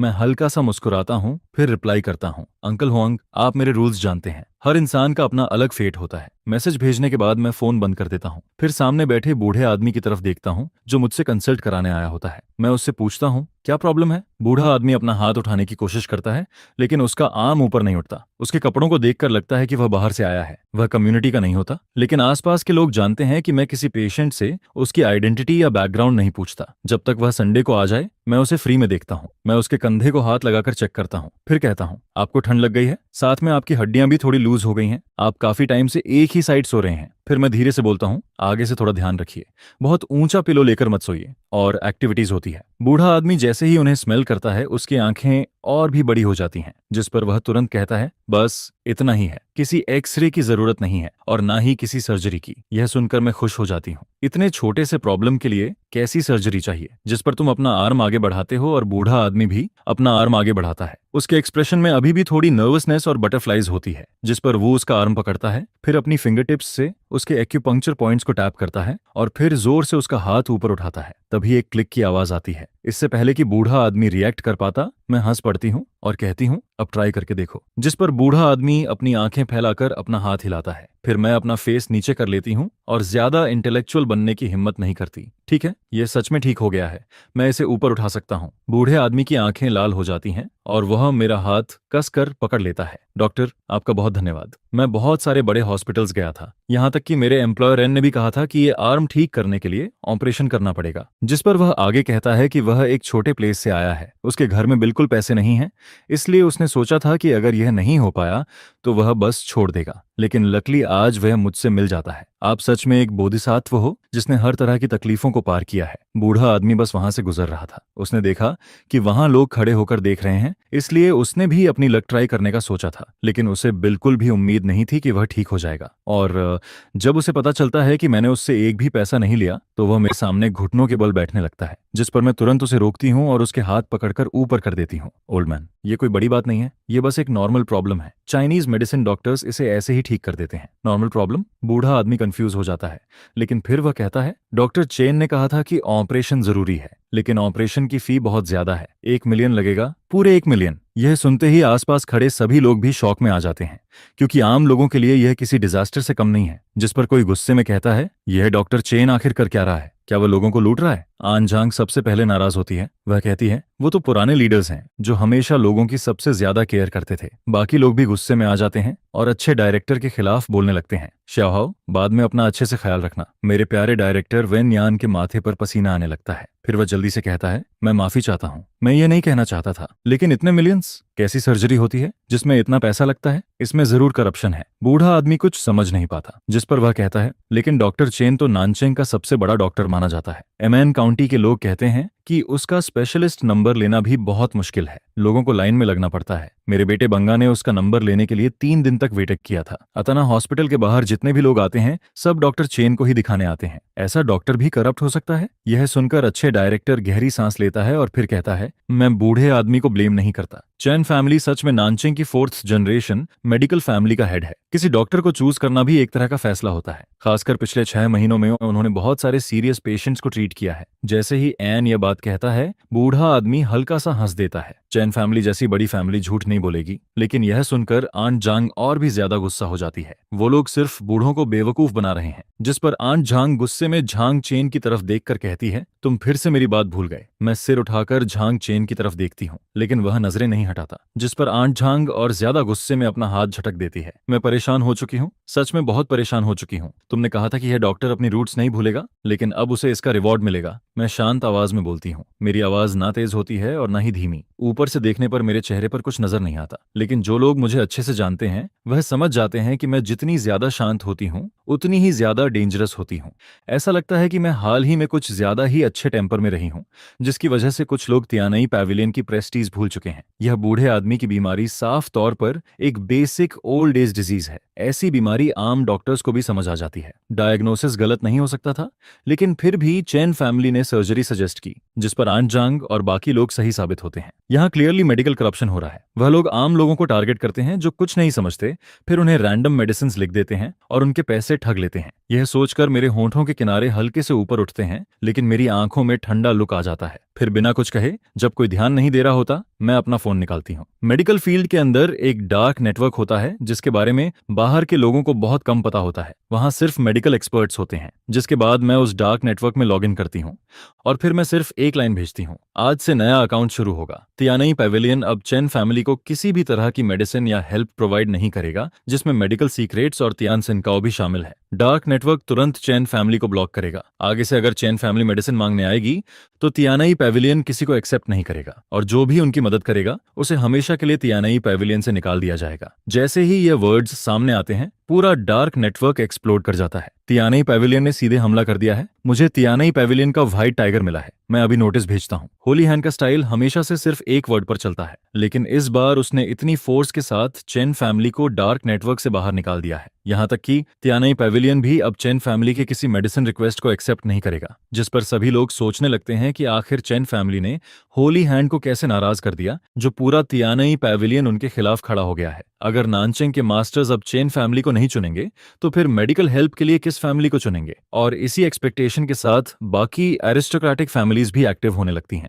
फिर सब लोग जल्दी जल्दी मुझे प्राइवेट मैसेजेस भेजने लगते हैं। उनमें से यंग मास्टर हुआंग सबसे ज्यादा सस्पेक्ट लगता है। बॉस, यिंगमिंग को हमारे साथ कोऑपरेट करने के लिए किसी दूसरी फैमिली को चूज करना चाहिए था। इतनी बड़ी, पहले कभी न मिलने वाली दौलत आखिरकार अब हमारी हुआंग फैमिली की बारी आई है, जिस पर मैं इन मैसेजेस का कोई जवाब नहीं देती। एक्सपल्सन ऑर्डर जारी होने के बाद मैं फिर से अपना फोन बंद कर देती हूँ और अपनी मेडिकल कंसल्टेशन कंटिन्यू करती हूँ। किसी ने भी नहीं सोचा होता कि रोड के किनारे वाले स्क्वायर में बैठकर फ्री ट्रीटमेंट देने वाली एक छोटी सी लड़की वही मिरेकल डॉक्टर है जो पूरे नानचेंग की सिचुएशन कंट्रोल करती है। इसी बीच बूढ़ा आदमी डॉक्टर चैन यानी चेन यी को कॉल करता है। उस वक्त चेन यी सीजर होटल के एक प्राइवेट रूम में बैठा होता है और गिफ्ट्स कलेक्ट कर रहा होता है। हालांकि आज उसे एक ऐसा लड़का मिला था जो खुद मरने पर तुला हुआ लगता था, लेकिन जी फैमिली का उनके पास आना उसे काफी राहत देता है। डिनर टेबल पर एलिना चैन रान को खुश करने की कोशिश करती है। फिर वह जल्दी से टी उठाकर कहती है, जल्दी अपने मास्टर को टी सर्व करो, जिस पर चेन रान खुद को बड़ा नोबल दिखाने की कोशिश करता है और मिस्टर चेन को पूरा फेस देता है। मास्टर, आपकी टी। यह देखकर मिस्टर चेन खुश हो जाता है। फिर वह कहता है, आज से तुम मेरी अप्रेंटिस हो चैन यी। अब हम जिस हॉस्पिटल में चाहें वहां जा सकते हैं। यह सुनकर एलिना और जी लॉन्ग दोनों बहुत खुश हो जाते हैं। टेबल पर बैठे बाकी लोग भी सेलिब्रेशन के लिए टोस्ट उठाने ही वाले होते हैं। तभी अचानक डोर जोर से खुलता है और एक आदमी अंदर भागता हुआ आता है। वह घबराकर कहता है, मिस्टर चैन, बहुत बुरा हो गया। यह सुनते ही चेन यी का मूड खराब हो जाता है। वह आदमी जल्दी से अपना मोबाइल आगे बढ़ाता है और मुश्किल से कहता है, तियानी पैविलियन ने चेन फैमिली को ब्लॉक कर दिया है क्या? यह सुनते ही मिस्टर चेन का चेहरा सफेद पड़ जाता है। उसका हाथ कांपने लगता है और उसके हाथ में पकड़ी हुई गर्म टी नीचे गिर जाती है। गर्म टी गिरने से चेन रान भौहें चढ़ा लेता है। मास्टर, लेकिन इस वक्त चेन यी को किसी की परवाह नहीं होती। वह तुरंत फोन छीनकर देखने लगता है। फिर जैसे ही वह होली हैंड की तरफ से जारी किया गया ऑर्डर पढ़ता है, उसकी आंखों के आगे अंधेरा छा जाता है। उसके दिमाग में जैसे सब कुछ एक साथ चढ़ जाता है। फिर वह एकदम से लड़खड़ाता है और चेयर पर गिर जाता है। यह कैसे हो सकता है? ऐसा कैसे हो गया? बिना किसी वार्निंग के अचानक ऐसा क्यों हुआ? आखिर किसने किया? जिस पर वह वहां मौजूद मेडिकल स्टूडेंट्स पर चिल्लाने लगता है। उसके बाल बिखर जाते हैं और वह गुस्से में कहता है, किसने तियानई पैविलियन को नाराज किया? लेकिन स्टूडेंट्स कंफ्यूज्ड होकर सिर हिलाते हैं। मास्टर, हमें नहीं पता यह तियानई पैविलियन क्या है। जिस पर चेन यी एक पल के लिए रुक जाता है। उसे याद आता है कि मेडिकल फील्ड में सिर्फ बड़े लोग या ओवरसीज चाइनीज ही तियानई पैविलियन के बारे में जानते हैं। हर साल तियानई पैविलियन बड़े हॉस्पिटल्स और बड़ी मेडिकल फैमिलीज को मेडिकल हेल्प देता है। पिछले एक साल में चेन फैमिली बाकी 3 बड़ी मेडिकल फैमिलीज को दबा पाई थी, तो उसकी वजह भी तियानई पैविलियन से मिली सपोर्ट थी। आम मेडिकल स्टूडेंट्स और छोटी मेडिकल फैमिलीज के लिए उनसे कांटेक्ट करना नामुमकिन होता है। लेकिन अब जब तियानई पैविलियन ने पूरी चेन फैमिली को ब्लॉक कर दिया है, तो आगे चेन फैमिली क्या करेगी? यह सोचकर चेन यी पीछे हट जाता है और आगे सोचने की भी हिम्मत नहीं करता। उसे अब भी समझ नहीं आता कि जिस लड़के को उसने आज एक मरने को तैयार पागल लड़का समझा था, वही आगे चलकर चेन फैमिली के खत्म होने की वजह बन जाएगा। चेन यी अब भी समझ नहीं पाता। चेन फैमिली हमेशा से तियानई पैविलियन को अपनी सबसे बड़ी ताकत मानती थी। फिर उन्हें ब्लॉक कैसे किया जा सकता है? क्या हॉस्पिटल में उन्होंने हाल ही में जो किया वह तियानई पैविलियन को पता चल गया? यह सोचकर वह और घबरा जाता है, क्योंकि वह लोग हमेशा सिर्फ गरीब और बिना बैकग्राउंड वाले लोगों को ही टारगेट करते थे। फिर तियानई पैविलियन को यह सब कैसे पता चला? इसी बीच एआई लिंग उसके चेहरे का एक्सप्रेशन देखकर आगे आती है और उसे समझाने लगती है, बस एक छोटी सी फैक्शन है। नानचेंग में कौन नहीं जानता कि चेन फैमिली कितनी पावरफुल है। क्या तुम सच में किसी बाहर वाले से डर रहे हो? यह सुनकर चेन यी अंदर ही अंदर आंखें घुमा देता है। वह मन ही मन सोचता है, तुम्हें क्या पता यह कैसी फैक्शन है? क्या तुम्हें पता भी है कि तियानी पैविलियन कहाँ है? तियानई पैविलियन कोई आज की चीज नहीं है, वह 100 साल पहले से मौजूद है। लेट चिंग डायनेस्टी के वक्त हुआंगशेंग के रॉयल पैलेस में वही था। उस मुश्किल समय में उसने ना जाने कितने लोगों की जान बचाई थी, लेकिन वह यह बात जोर से नहीं कहता। चेन यी के एक्सपीरियंस के हिसाब से वह सबके सामने यह नहीं कह सकता कि चेन फैमिली लगभग खत्म होने वाली है। इस वक्त उसे बस इन छोटी फैमिलीज को शांत रखना है जिन्होंने दुनिया नहीं देखी। फिर वह धीरे से कहता है, तुम सही कह रही हो। पिछले कई सालों में मेडिकल फील्ड में चेन फैमिली कितनी स्ट्रांग रही है, ये सबको पता है। बात को बदलने के लिए चेन ये धीरे से अपना टोन नॉर्मल करता है। वह ये नहीं बताता कि उसके ओवरसीज अवार्ड और डायग्नोस्टिक ड्रग एनालिसिस तक सब तियानई पैविलियन नहीं दिए थे। फिर वह लंबी सांस लेकर लो प्रोफाइल में कहता है, लेकिन चेन फैमिली की भी कुछ कमियां हैं। जैसे इस बार मिस लिन की फैमिली का ट्रीटमेंट करने के लिए एक चाइनीज मेडिसिन की कमी है। जिस पर वह आगे कहता है, हमें तियान शिन काओ चाहिए। अगर वह मिल जाता तो मुझे दूसरी मेडिसिन यूज नहीं करनी पड़ती। यह सुनकर मैं अपनी आंखें नीचे करती हूँ और ऐसे कैजुअली बोलती हूँ जैसे मुझे कोई खास बात याद आई हो। मुझे याद है मेरी ग्रैंडमा के घर पर इस तरह की बहुत सारी हर्ब्स थीं। वहां एक मेडिसिन बुक भी थी। यह सुनते ही ओल्ड मास्टर चेन तुरंत मेरी तरफ मुड़ता है और सरप्राइज होकर पूछता है, तुम्हारे घर में अभी भी वो चीजें हैं? मैं कैजुअली कहती हूँ, वो सब पुरानी चीजें हैं, एम्बुलेंस हैं। ग्रैंडमा ने उन्हें ऐसे ही संभाल कर रखा था। सब पुराने रैग्स की तरह पड़े हैं, कोई खास चीज नहीं है। यह सुनकर एलिना हंस पड़ती है। कोई खास चीज नहीं। उस गरीब बूढ़ी औरत ने उन्हें से संभाल कर रखा था जैसे बहुत प्रेशियस हो। जिस पर जी लॉन्ग उसे रोकने की कोशिश करता है, क्योंकि यह एक ऐसा मौका होता है जहां उसे संभल कर बात करनी चाहिए। लेकिन चेन यी की आंखें चमकने लगती हैं। फिर वह कहता है, छोड़ो, चेन फैमिली किसी का फायदा नहीं उठाती। हम बस मिस लिन की फैमिली का ट्रीटमेंट करना चाहते हैं।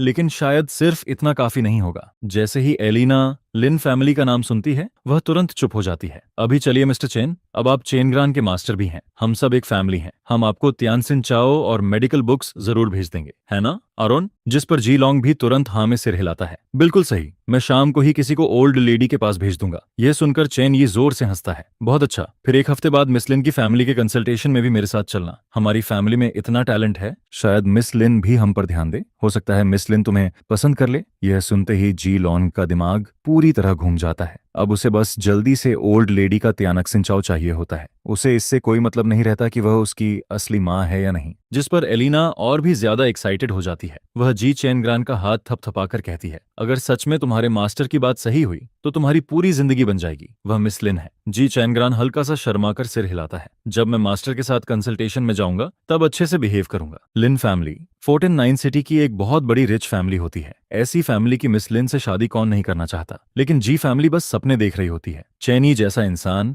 जिसके पास ना पावर है और ना ही कोई रियल इरादा, साफ तौर पर सिर्फ जी फैमिली के तियानसिन काओ के लिए उन्हें यूज कर रहा होता है। जी फैमिली के लोग गलत इंसान पर भरोसा कर चुके होते हैं। वह लोग सच में अंधे निकले। शाम के वक्त कम्युनिटी स्क्वायर में मुझे बिल्कुल भी पता नहीं होता कि कोई मेरी ग्रैंडमा की ट्रेडिशनल चाइनीज मेडिसिन क्लिनिक पर नजर रख रहा है। मैं सामने बैठे बूढ़े आदमी को कुछ बातें समझाती हूँ। ध्यान रखना, कम नमक खाना, घर जाकर ज्यादा फ्रूट्स और वेजिटेबल्स खाना, और अगर कोई फिर से ऑपरेशन कराने को कहे तो उसकी बात मत मानना, ना सुनना और ना बिलीव करना। जिस पर बूढ़ा आदमी थोड़ी अनसर्टेनिटी के साथ पूछता है, बस ऐसे ही बटन दबाकर मैं घर जा सकता हूँ? मुझे कोई और मेडिसिन लेने की जरूरत नहीं है। मैं मुस्कुराकर कहती हूँ, नहीं, गांव की हवा अच्छी होती है, वही बॉडी को सपोर्ट कर देगी। इतना समय इधर उधर भटकने के बाद बूढ़ा आदमी आखिरकार चैन की सांस लेता है। जब वह वहां से जाता है तब भी उसकी आंखें नम होती हैं। आखिरी पेशेंट को देखने के बाद मैं अपनी नीडल्स समेटकर बॉक्स में रखने लगती हूँ। तभी काफी देर से दूर खड़ा मैनेजर कोई जल्दी जल्दी मेरी तरफ आता है। Young master, young master. वह इतनी जल्दी में होता है कि लगभग हाँफने लगता है। आखिरकार मैंने आपको ढूंढ लिया। मैं मुड़कर उसकी तरफ देखती हूँ।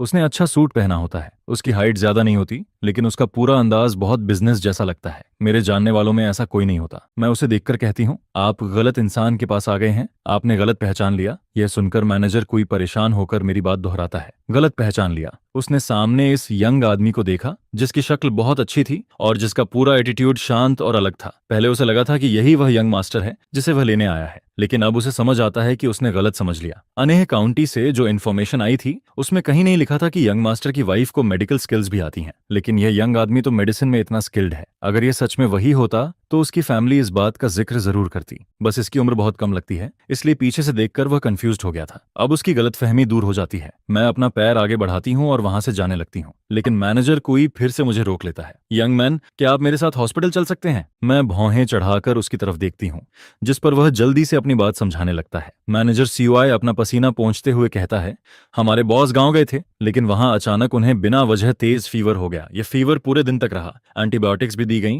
हॉस्पिटल में ड्रिप भी लगाई गई, लेकिन बॉडी टेम्परेचर नीचे नहीं आ रहा। वह आगे कहता है, मैं चाहता हूं कि आप मेरे साथ चलकर उन्हें देख लें। हॉस्पिटल का नाम सुनते ही मेरा मन नहीं करता कि मैं आगे जाऊं, क्योंकि अगर वह हॉस्पिटल में है तो फिर चिंता की कोई बात नहीं है। वहां के प्रोफेशनल डॉक्टर्स उनका इलाज कर लेंगे, चाहे उन्हें पूरी कोशिश ही क्यों ना करनी पड़े। और वैसे भी ग्रैंडमा को अभी तक नहीं पता कि मुझे ट्रेडिशनल चाइनीज मेडिसिन क्लिनिक में जाना है। मुझे अभी ग्रैंडमा के पास भी वापस जाना होता है। लेकिन तभी मैनेजर कोई जल्दी से कहता है, मेरे बॉस नानचिंग यी यूनिवर्सिटी के एफिलिएटेड हॉस्पिटल में एडमिट हैं और उनका इलाज भी डॉक्टर चैन ही कर रहा है। मुझे डर है कि कहीं वह गलत ट्रीटमेंट ना कर दे। जब डायरेक्टर जियांग नानचेंग में बीमार पड़े तो वह ऑब्वियसली नानचेंग के सबसे बड़े हॉस्पिटल में ही गए होंगे। लेकिन अभी जो बूढ़े आदमी वाली बात हुई थी उसे सुनने के बाद मैनेजर कुछ सच में डर गया था। पहली बात, डायरेक्टर जियांग की बीमारी बहुत अजीब थी और दूसरी बात, वह 7th यंग मास्टर को वापस नहीं ला पाया था। इसलिए अब वह सोच रहा था कि अगर वह एक छोटे मिरेकल डॉक्टर को वापस ले आए तो शायद उसकी करंट पोजीशन बच जाए। यंग मैन, मैं लाओ कोई आपका एहसान मानूंगा। बॉस की उम्र हो चुकी है,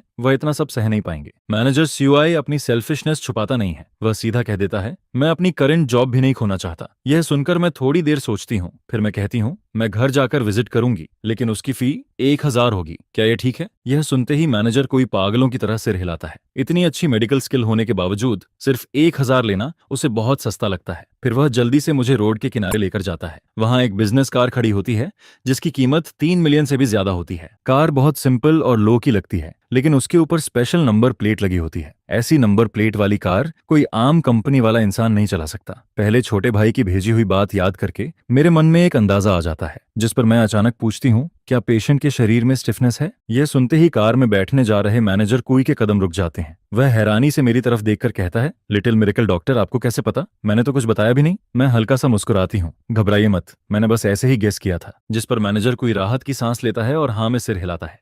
उसके मन में यही चलता है कि यह लिटिल मिरेकल डॉक्टर आखिर इतना सब कैसे जान सकती है। उसके हिसाब से मैं तो बस कम्युनिटी में बुजुर्ग लोगों को मेडिकल कंसल्टेशन देने वाली एक आम लड़की हूँ। मेरा बीजिंग या बड़े लोगों के सर्कल से कोई लेना देना नहीं हो सकता। जियांग फैमिली हमेशा से लो प्रोफाइल रहती है और पब्लिक में आना पसंद नहीं करती। इस बार भी वह लोग नानचिंग सिर्फ 7th यंग मास्टर को वापस ले जाने आए थे।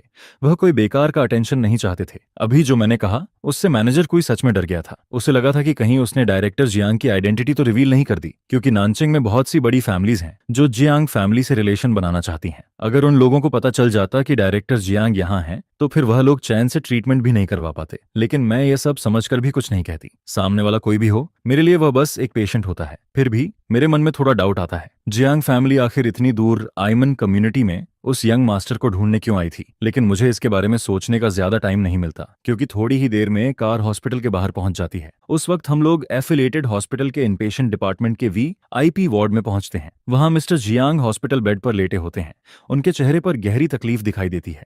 उन्हें तेज फीवर होता है और वह लगातार खांस भी रहे होते हैं। बेहोशी में भी वह बस एक ही नाम बार बार बोल रहे होते हैं, शाओची, तुम कहाँ हो हो? ग्रैंडपा तुम्हें बहुत मिस करता है। जियांग फैमिली के साथ आए डॉक्टर्स की मेडिकल स्किल्स खराब नहीं होती, लेकिन वह लोग भी समझ नहीं पा रहे होते कि आखिर ऐसे सिम्टम्स की वजह क्या है। जब मिस्टर जियांग की हालत और बिगड़ती है और वह कोमा में चले जाते हैं तो सब लोग घबरा जाते हैं, जिस पर वह लोग हॉस्पिटल से तुरंत डॉक्टर चेन को बुलाने को कहते हैं, क्योंकि चेन ही ने बाहर अवार्ड जीते होते हैं और उसे एक्सपर्ट माना जाता है। सबको लगता है कि उसके पास जरूर कोई तरीका होगा, लेकिन उस वक्त चेन यी अभी भी तियान यी पैविलियन वाली बात से परेशान होता है। ऊपर से हॉस्पिटल वाले उसे ओवर टाइम के लिए बुला लेते हैं, इसलिए उसका मूड पहले से ही खराब होता है। जिस पर वह गुस्से में कहता है, पहले रजिस्टर करवाओ। क्या तुम लोग सच में सोचते हो कि मैं किसी को भी देखने आ जाऊंगा? ड्यूटी पर खड़ा छोटा डॉक्टर जल्दी से कहता है, डॉक्टर चेन, पेशेंट की हालत बहुत सीरियस है। अगर आपने नहीं देखा तो शायद उनकी जान को खतरा हो सकता है। लेकिन चेन ये बिल्कुल परवाह नहीं करता। वह ठंडे टोन में कहता है, अगर हालत इतनी खराब है तो उन्हें किसी दूसरे हॉस्पिटल ले जाओ। यह सुनकर वेनयान जैसा छोटा डॉक्टर खुद को रोक नहीं पाता। वह कहता है, रुकिए, ऐसा ठीक नहीं है, चाहे पुरानी बीमारी ही क्यों ना हो। जिस पर चेन ही ताना मारते हुए हंसता है, क्या तुम मुझे सिखाओगे कि मुझे क्या करना है? वह छोटा डॉक्टर जल्दी से माफी मांगता है, फिर धीरे से कहता है,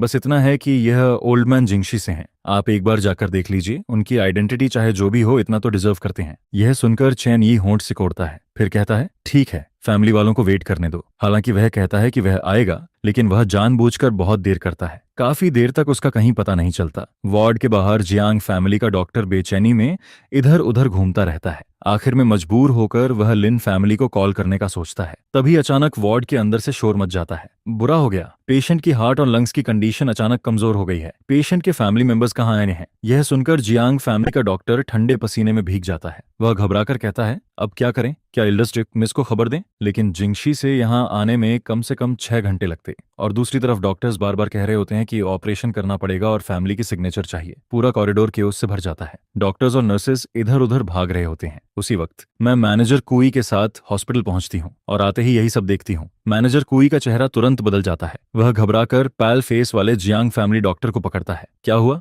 जियांग फैमिली डॉक्टर की आंखें लाल हो चुकी होती हैं। वह कांपती आवाज में कहता है, चेयरमैन की हालत शायद अब बहुत खराब हो गई है। क्या? यह सुनते ही मैनेजर कुई के मुंह से आवाज तक नहीं निकलती। ये कैसे हो सकता है? ये तो बस एक नॉर्मल फीवर था। जियांग फैमिली डॉक्टर सिर हिलाता है। शुरू में तो ऐसा ही था, लेकिन आप चेयरमैन की बॉडी के बारे में जानते हैं। उनके लंग्स पहले से कमजोर हैं। ऊपर से वह लगातार कई दिनों से 7th यंग मास्टर को ढूंढ रहे थे। इतनी मेहनत के बाद उनकी हालत और बिगड़ गई। यह सुनकर मैनेजर कुई जोर से चिल्लाता है, क्या तुम लोग चेयरमैन को कुछ होने दोगे? जियांग फैमिली डॉक्टर ठंडे पसीने में भीग जाता है। मैं भी ऐसा नहीं चाहता, लेकिन हमारे पास कोई तरीका नहीं है। वह एक्सपर्ट अभी तक आया ही नहीं, और मैंने ऐसी बीमारी पहले कभी नहीं देखी। चेयरमैन, मुझे डर है। जिस पर मैं उसे बीच में रोक देती हूँ। मुझे ट्राई करने दो। मैं वार्ड की खिड़की से अंदर देखती हूँ। वहां हॉस्पिटल बेड पर पड़ा बूढ़ा आदमी मौत से लड़ रहा होता है। जियांग फैमिली का डॉक्टर वेन शेंग मुड़कर मेरी तरफ देखता है। तुम कौन हो? तभी मैनेजर कोई जल्दी से आगे आता है। इन्हें मैं लाया हूँ, यह लिटिल मिरेकल डॉक्टर हैं। लेकिन वह अपनी बात पूरी भी नहीं कर पाता कि पीछे से एक ठंडी आवाज सुनाई देती है। फिर से तुम? वही ग्रीडी वाइल्ड बॉय? देर से पहुंचा चेन यी मेरी तरफ देखकर ठंडी नजरों से बोलता है। उसके चेहरे पर साफ नफरत दिखाई देती है। वह ताना मारते हुए कहता है, पैसे नहीं मिले तो अब हॉस्पिटल में लोगों को बेवकूफ बनाने आ गए। फिर वह जोर से चिल्लाता है, इस इंसान को अंदर कौन लाया? किसी ने इसे चेक भी नहीं किया क्या? उसकी आवाज सुनते ही आसपास के लोग घबराकर हमारी तरफ भागते हुए आने लगते हैं। Professor chain, misunderstanding. ये लोग पेशेंट के बेड साइड कंपेनियन हैं। पेशेंट की करंट कंडीशन बिल्कुल भी ऑप्टिमिस्टिक नहीं है, जिस पर मुझे चाहिए कि आप तुरंत पेशेंट को देखें। क्या सिर्फ इसलिए क्योंकि वो इस वाइल्ड बॉय को जानता है? आखिर में पता चलता है कि वो बस एक गरीब यंग मैन है। अगर किसी को यहाँ रहना है और अगर तुम ये एक्सेप्ट नहीं कर सकते तो मुझे मत बुलाओ। क्या तुम्हें सच में लगता है कि वो किसी का ट्रीटमेंट कर सकता है? हालांकि मैनेजर कुई ने इस डॉक्टर चेन के बारे में कम्युनिटी स्क्वायर में काफी कुछ सुना था और जानता था कि वो काफी हेटफुल इंसान है, लेकिन जो उसने अपनी आंखों से देखा वो कुछ और ही था। वो सिर्फ एरोगेंट नहीं था, बल्कि उससे भी ज्यादा अलग था, जिस पर वो अचानक से गुस्से में आ जाता है। तुमने अपनी आवाज खो दी है। क्या तुम पेशेंट को ऐसे ही छोड़ दोगे? मैनेजर कुई ऊंची आवाज में बोलता है। यह सुनकर चेन ये अपना चेहरा सख्त करते हुए बेरहमी से कहता है, फैमिली मेंबर होकर तुम ऐसी बात कैसे कह सकते हो? मैंने तो बस इतना कहा था कि जगह खाली करवा दो। अगर तुम लोग एग्री नहीं करते तो मैं क्या कर सकता हूँ? अगर तुम सच में चाहते हो कि मैं ट्रीटमेंट करूं तो कर सकता हूँ। जिस पर चेन ये बेरहमी से मेरी तरफ देखता है। तुम्हारा ये लड़का इग्नोरेंट है और इसने मुझे ऑफेंड किया है, लेकिन मैं तुम जैसे वैली से आए लोगों को एम्बैरस नहीं करूंगा। बस ये लड़का खुद मेरे सामने आकर मुझसे अपॉलॉजी मांगे और प्रॉमिस करे कि आगे कभी भी मेरे सामने नहीं आएगा, जिस पर मैं तुरंत पेशेंट को देखने चला जाऊंगा। मैं तुम्हारे अंकल के लिए अपॉलॉजी मांग लूंगा। इतने सालों से मैनेजर कोई जहां भी गया था वहां हर कोई उसकी तारीफ करता था, लेकिन अब ये बूढ़ा आदमी जानबूझकर उन्हें मुश्किल में डाल रहा था। पहली नजर में ही साफ दिख रहा था कि वो सच में किसी को बचाना नहीं चाहता था। जिस पर चेन ये अपना चेहरा तान कर कहता है, तुम्हारा एटीट्यूड क्या है? क्या तुम यहाँ तमाशा करना चाहते हो? यह सुनकर मैनेजर कोई का गुस्सा और बढ़ जाता है। एक पल के लिए तो उसका मन करता है कि वो किसी को मार दे, लेकिन तभी मैं हाथ बढ़ाकर उसे रोक देता हूँ। जिस पर मैं ठंडी आवाज में कहता हूँ, अभी लोगों को बचाना ज्यादा जरूरी है, बाकी बात बाद में करेंगे। यह सुनकर मैनेजर कोई की आंखें गुस्से से लाल हो जाती हैं। फिर वो कहता है, मैं तुम्हारी बात मानता हूँ। मैं तुमसे रिक्वेस्ट करता हूँ, प्लीज उसे मौत के मुंह से वापस ले आओ। जिस पर जियांग फैमिली के साथ आए डॉक्टर लाओलियो अपने दोस्त को इस हालत में देखकर अब लगभग 70 या 80% तक मुझ पर भरोसा करने लगता है। लेकिन चेनी फिर भी ताने मारते हुए कहता है, क्या तुम्हें सच में लगता है कि ये आउटसाइडर लोगों का इलाज कर सकता है? इसे तो कोई नॉलेज ही नहीं है। इसके बाद ड्यूटी पर मौजूद बाकी डॉक्टर्स भी एक एक करके बोलने लगते हैं, मिस्टर लियू, डॉक्टर चेन सही कह रहे हैं। आपको इम्पल्सिव नहीं होना चाहिए। आपने खुद कहा था कि ओल्ड जेंटलमैन की कंडीशन बहुत कॉम्प्लिकेटेड है। जब हम दोनों कुछ नहीं कर सकते तो ये कैसे कर लेगा? यह सुनकर मैं धीरे से अपना सिर उठाता हूँ और शांत आवाज में बोलता हूँ, पेशेंट की ब्रीदिंग शुरू से ही हैवी थी। उसे बिना वजह हाई फीवर था, बहुत ज्यादा प्यास लग रही थी, गले के पास खून आ रहा था और चेस्ट में साफ पेन और गर्मी थी, जिस पर हैलुसिनेशन भी शुरू हो चुकी थी, लेकिन अब तक वो थोड़ी कम होने लगी होगी। मेरी बात सुनते ही ड्यूटी डॉक्टर की आंखें अचानक बड़ी हो जाती हैं। फिर वो शॉक में बोलता है, ये सारे सिम्टम्स बिल्कुल सही हैं। जिस पर चैनी, जो खुद को बहुत बड़ा डॉक्टर समझता था, ठंडी हंसी हंसते हुए कहता है, डॉक्टर हुआंग, मुझे लगता है कि आप भी कंफ्यूज हो गए हैं। ये गरीब लड़का मेडिसिन समझता है। इसने जरूर किसी नर्स को बीमारी के बारे में बात करते हुए सुन लिया होगा। तभी एक नर्स आगे आकर कहती है, डॉक्टर चैन, ये लिटिल ब्रदर अभी अभी यहाँ आया है,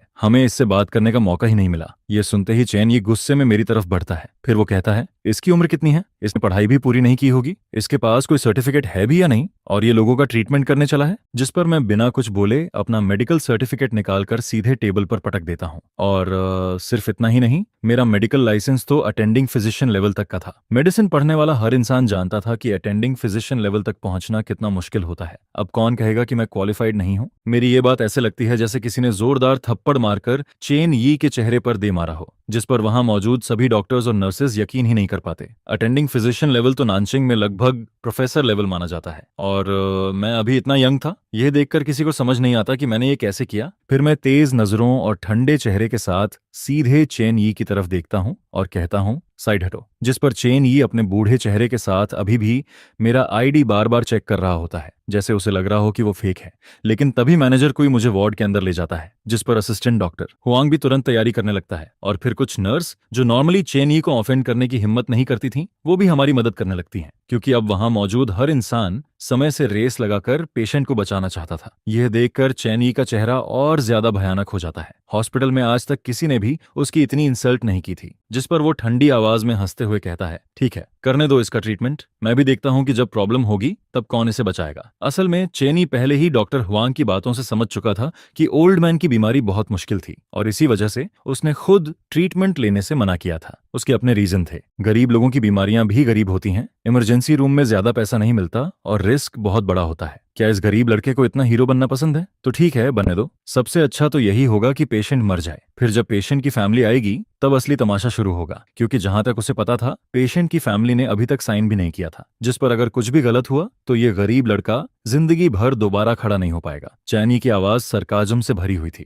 फिर वो कहता है, जाओ इमरजेंसी रूम के सारे वीडियो इक्विपमेंट चालू कर दो। कहीं ऐसा ना हो कि बाद में कोई प्रॉब्लम हो जाए और उसकी रिस्पॉन्सिबिलिटी हमारे हॉस्पिटल पर आ जाए। स्पेशल सर्कमस्टेंसेस की वजह से अगर इस ट्रीटमेंट में कुछ गलत हुआ तो उसका पूरा प्रूफ मौजूद होना चाहिए। और इसी बीच इमरजेंसी रूम के अंदर मैं पहले ही मास्क पहन चुका था और मिलिट्री यूनिफॉर्म में खड़ा था। हॉस्पिटल बेड के सामने खड़े होकर उसकी हर मूवमेंट बिल्कुल ऑर्डरली और स्टेडी होती है, जिससे उसकी प्रोफेशनलिज्म साफ दिखाई देती है। फिर वो पूछता है, पेशेंट का एक्सरे है? जिस पर तुरंत आवाज आती है और एक्सरे उसे दे दिया जाता है। मैं उसे लेकर एक नजर खुले हुए मेडिसिन बॉक्स पर डालता हूँ। फिर पेशेंट की बेसिक मेडिकल रिपोर्ट और जो मेडिसिन यूज हुई थी उन्हें देखता हूँ। पेशेंट की उम्र 71 साल है और उसे पहले से ही कई अंडरलाइन डिजीज हैं, जिस पर पेशेंट को कई एंटीबायोटिक्स से एलर्जी भी है, इसीलिए मेडिसिन को खुलकर यूज नहीं किया जा सकता। यह सुनकर भी मैं बिल्कुल पैनिक नहीं करता। फिर मैं धीरे से ओल्ड मैन की स्लीव ऊपर करता हूँ, जिस पर थोड़ी देर तक डॉक्टर हुआंग कंफ्यूज्ड होकर देखता रहता है। फिर पता चलता है कि वहां स्किन इंसेक्ट का बाइट था। यह देखकर ऑब्जर्वेशन रूम में मौजूद सभी डॉक्टर्स और नर्सेस की आंखें चौड़ी हो जाती हैं। हम इतने समय से चेक कर रहे थे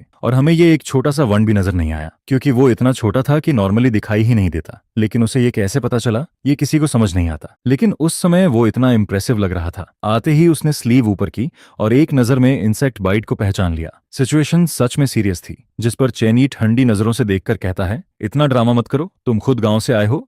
ऐसे इंसेक्ट्स के काटने के बाद ऐसे सिम्टम्स होना नॉर्मल है। फिर वो कहता है, ये तुम लोगों से झूठ बोल रहा है। अगर इतना ही आता है तो इसे स्कैल्पल यूज करके दिखाने दो। लेकिन मैं स्कैल्पल यूज नहीं करता। मैं मेडिसिन बॉक्स में से बेबी नीडल निकालता हूँ। यह देखकर जिन लोगों को मेरी मेडिकल स्किल से बहुत उम्मीद थी, वो भी धीरे धीरे निराश होने लगते हैं। उनके चेहरे पर डिसअपॉइंटमेंट साफ दिखने लगती है। जिस पर चैन यी अंदर ही अंदर बहुत खुश होता है। फिर वो कहता है, मैंने पहले ही कहा था, ये सिर्फ एक्टिंग कर रहा है। यहाँ कोई इंजेक्शन नहीं लगने वाला। ये ब्लड की प्रॉब्लम भी नहीं है। शायद इसके बताए हुए सिम्टम्स भी फेक थे। इसके बाद कुछ डॉक्टर्स भी बोलने लगते हैं, डॉक्टर चेन सही कह रहे हैं, इतनी कम उम्र का अटेंडिंग फिजिशियन कैसे हो सकता है? ये सच में फ्रॉड लगता है। जब सब लोग आपस में बात कर रहे होते हैं तभी मैं अपना हाथ उठाता हूँ और पहली नीडल बहुत नीटली लगा देता हूँ। जिस पर नीडल लगने की स्पीड बिल्कुल स्लो नहीं होती, बल्कि मेरी टेक्निक इतनी स्मूथ होती है कि ऑब्जर्वेशन रूम में मौजूद सभी लोग बस देखते रह जाते हैं। ननचिंग में ट्रेडिशनल चाइनीज मेडिसिन में स्किल्ड डॉक्टर्स वैसे भी बहुत कम हैं, और उस समय मेरी हर मूवमेंट इतनी स्मूथ और रिदम में होती है कि कुछ देर के लिए किसी को समझ ही नहीं आता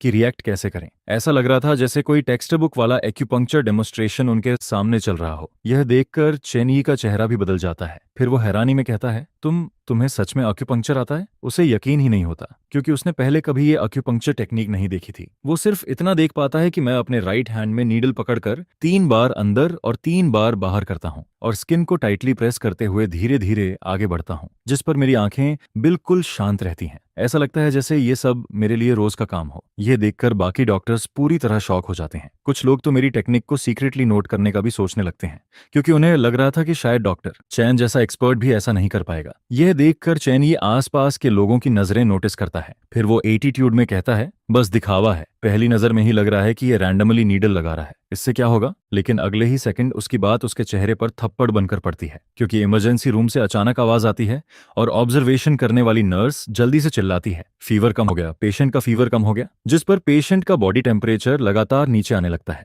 थोड़ी ही देर में पूरा ऑब्जर्वेशन रूम एक्साइटमेंट से भर जाता है। फिर कोई बोलता है, मुझे पता था ये लिटिल मिरेकल डॉक्टर कर देगा। इतना कहते हुए वो चेन यी की तरफ देखता है और कहता है, ये किसी किसी एक्सपर्ट से 100 गुना बेहतर है। यह सुनकर चेन यी का चेहरा ऐसा हो जाता है जैसे किसी ने उसे जोर से थप्पड़ मार दिया हो। लेकिन मैं इस सब पर बिल्कुल ध्यान नहीं देता, मैं वहीं नहीं रुकता। इसके बाद मैं नीडल से वंड को थोड़ा खोलता हूँ और उसके अंदर का टॉक्सिन धीरे धीरे बाहर निकालने लगता हूँ। इसी दौरान ओल्ड मैन हल्का सा हिलने लगता है। फिर उसके मुंह से धीमी आवाज निकलती है, शाओची। क्या ये शाओची है? ओल्ड मैन को पता नहीं कहां से होश आने लगता है, जिस पर हुआंग लुआन धीरे से मेरा हाथ पकड़ लेता है। लेकिन चेन यी होंठ मोड़कर बस देखता रहता है। फिर वो सोचता है, मान लो इसने सच में आदमी को बचा लिया तो क्या? एक गांव के बूढ़े आदमी की आखिर कितनी वैल्यू होगी? शायद बाद में ये उन पर बोझ ही बनेगा। ऐसा सोचकर चेन यी फिर से अपने आप को समझा लेता है और उसी समय वीएपी के एक्सक्लूसिव एलिवेटर में हेक्सिन यूनिवर्सिटी एफिलेटेड हॉस्पिटल के प्रेसिडेंट और वाइस प्रेसिडेंट ऊपर आ रहे होते हैं। उन दोनों की नजर बीच में खड़ी एक स्लिम वुमन पर पड़ती है। उसने एक डिसेंट सूट जैकेट पहनी हुई थी। उसका चेहरा बहुत पैल था, जिससे वो एक साथ बहुत प्रेशियस और टूटी हुई लग रही थी। जैसे ही वो एलिवेटर में खड़ी होती है, उसके आसपास का माहौल तक ठंडा पड़ जाता है। फिर डीन घबराकर अपना पसीना पोंछते हुए कहता है, मिस लिन, प्लीज चिंता मत कीजिए। हमारे हॉस्पिटल के डॉक्टर चेन इस फील्ड के एक्सपर्ट हैं।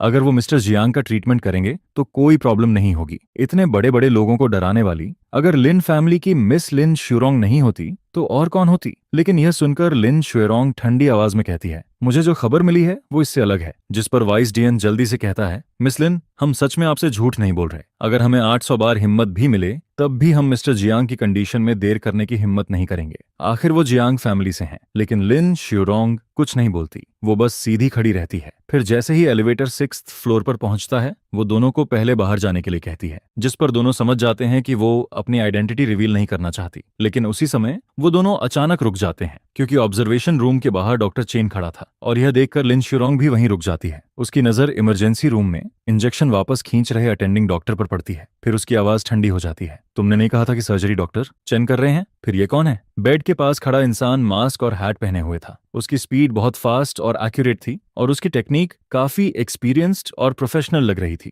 लेकिन उसकी आंखों को देखकर यह समझना मुश्किल नहीं था कि वो काफी यंग था। जिस पर वाइस डीएन अपना पसीना पोंछता है और उसे लगता है जैसे अब उसकी हालत खराब होने वाली है, क्योंकि उसके पास इसका कोई सही जवाब नहीं था। तभी डीन उसे सीधा खींचकर ऑब्जर्वेशन रूम में खड़े चेन यी के पास ले जाता है। उसकी आवाज कांप रही होती है, डॉक्टर चेन, आप इमरजेंसी रूम में क्यों नहीं हैं? और वहां एक यंग लड़का ट्रीटमेंट क्यों कर रहा है? जब चेन यी डायरेक्टर को आता हुआ देखता है तो पहले वो खुश हो जाता है, लेकिन अगले ही पल उसका चेहरा उतर जाता है। फिर वो जल्दी से कहता है, डायरेक्टर हुआंग, मैं अभी आपको यही बताने वाला था। डॉक्टर हुआंग की हिम्मत तो देखिए। फैमिली के साइन करने से पहले ही वो एक आउटसाइडर को पेशेंट का ट्रीटमेंट करने दे रही है। लेकिन इस समय डायरेक्टर यह सब सुनना ही नहीं चाहता था, क्योंकि उसे पता था कि मिस लिन यहीं खड़ी होकर सब देख रही है। जिस पर वो गुस्से में चिल्लाकर कहता है, मैं तुमसे पूछ रहा हूं, तुम इमरजेंसी रूम में क्यों नहीं थे? चेन यी बिल्कुल परवाह नहीं करता। फिर वो कहता है, फैमिली ने अभी तक साइन नहीं किया था, और वैसे भी ऐसे नॉर्मल पेशेंट का ट्रीटमेंट मुझे खुद करने की जरूरत नहीं है। उसकी शक्ल देखकर ऐसा लग रहा था जैसे उसने साफ साफ सोच लिया हो कि ये लोग गरीब हैं और इसके लायक नहीं है। यह सुनते ही डीन का दिमाग घूम जाता है। फिर वो गुस्से में कहता है, नॉर्मल पेशेंट? तुम उसे नॉर्मल पेशेंट बोल रहे हो? चेन यी, क्या तुम पागल हो गए हो? वो जिंगशी के जियांग फैमिली के मिस्टर जियांग हैं। यह सुनते ही चेन यी के चेहरे का रंग उड़ जाता है। फिर वो हक्का बक्का होकर बोलता है, क्या जिंगशी के जियांग फैमिली वाले मिस्टर जियांग? इतना सुनते ही उसकी आंखों के आगे अंधेरा छा जाता है और वो सीधा जमीन पर गिर जाता है। फिर वो बार बार बड़बड़ाता है, ये कैसे हो सकता है, ये कैसे हो सकता है? जिस पर डीन गुस्से में कहता है, कैसे नहीं हो सकता? मैंने तुम्हें इतना बड़ा मौका दिया था ताकि तुम किसी बड़े आदमी से कनेक्शन बना सको, लेकिन तुमने मौका ही गंवा दिया।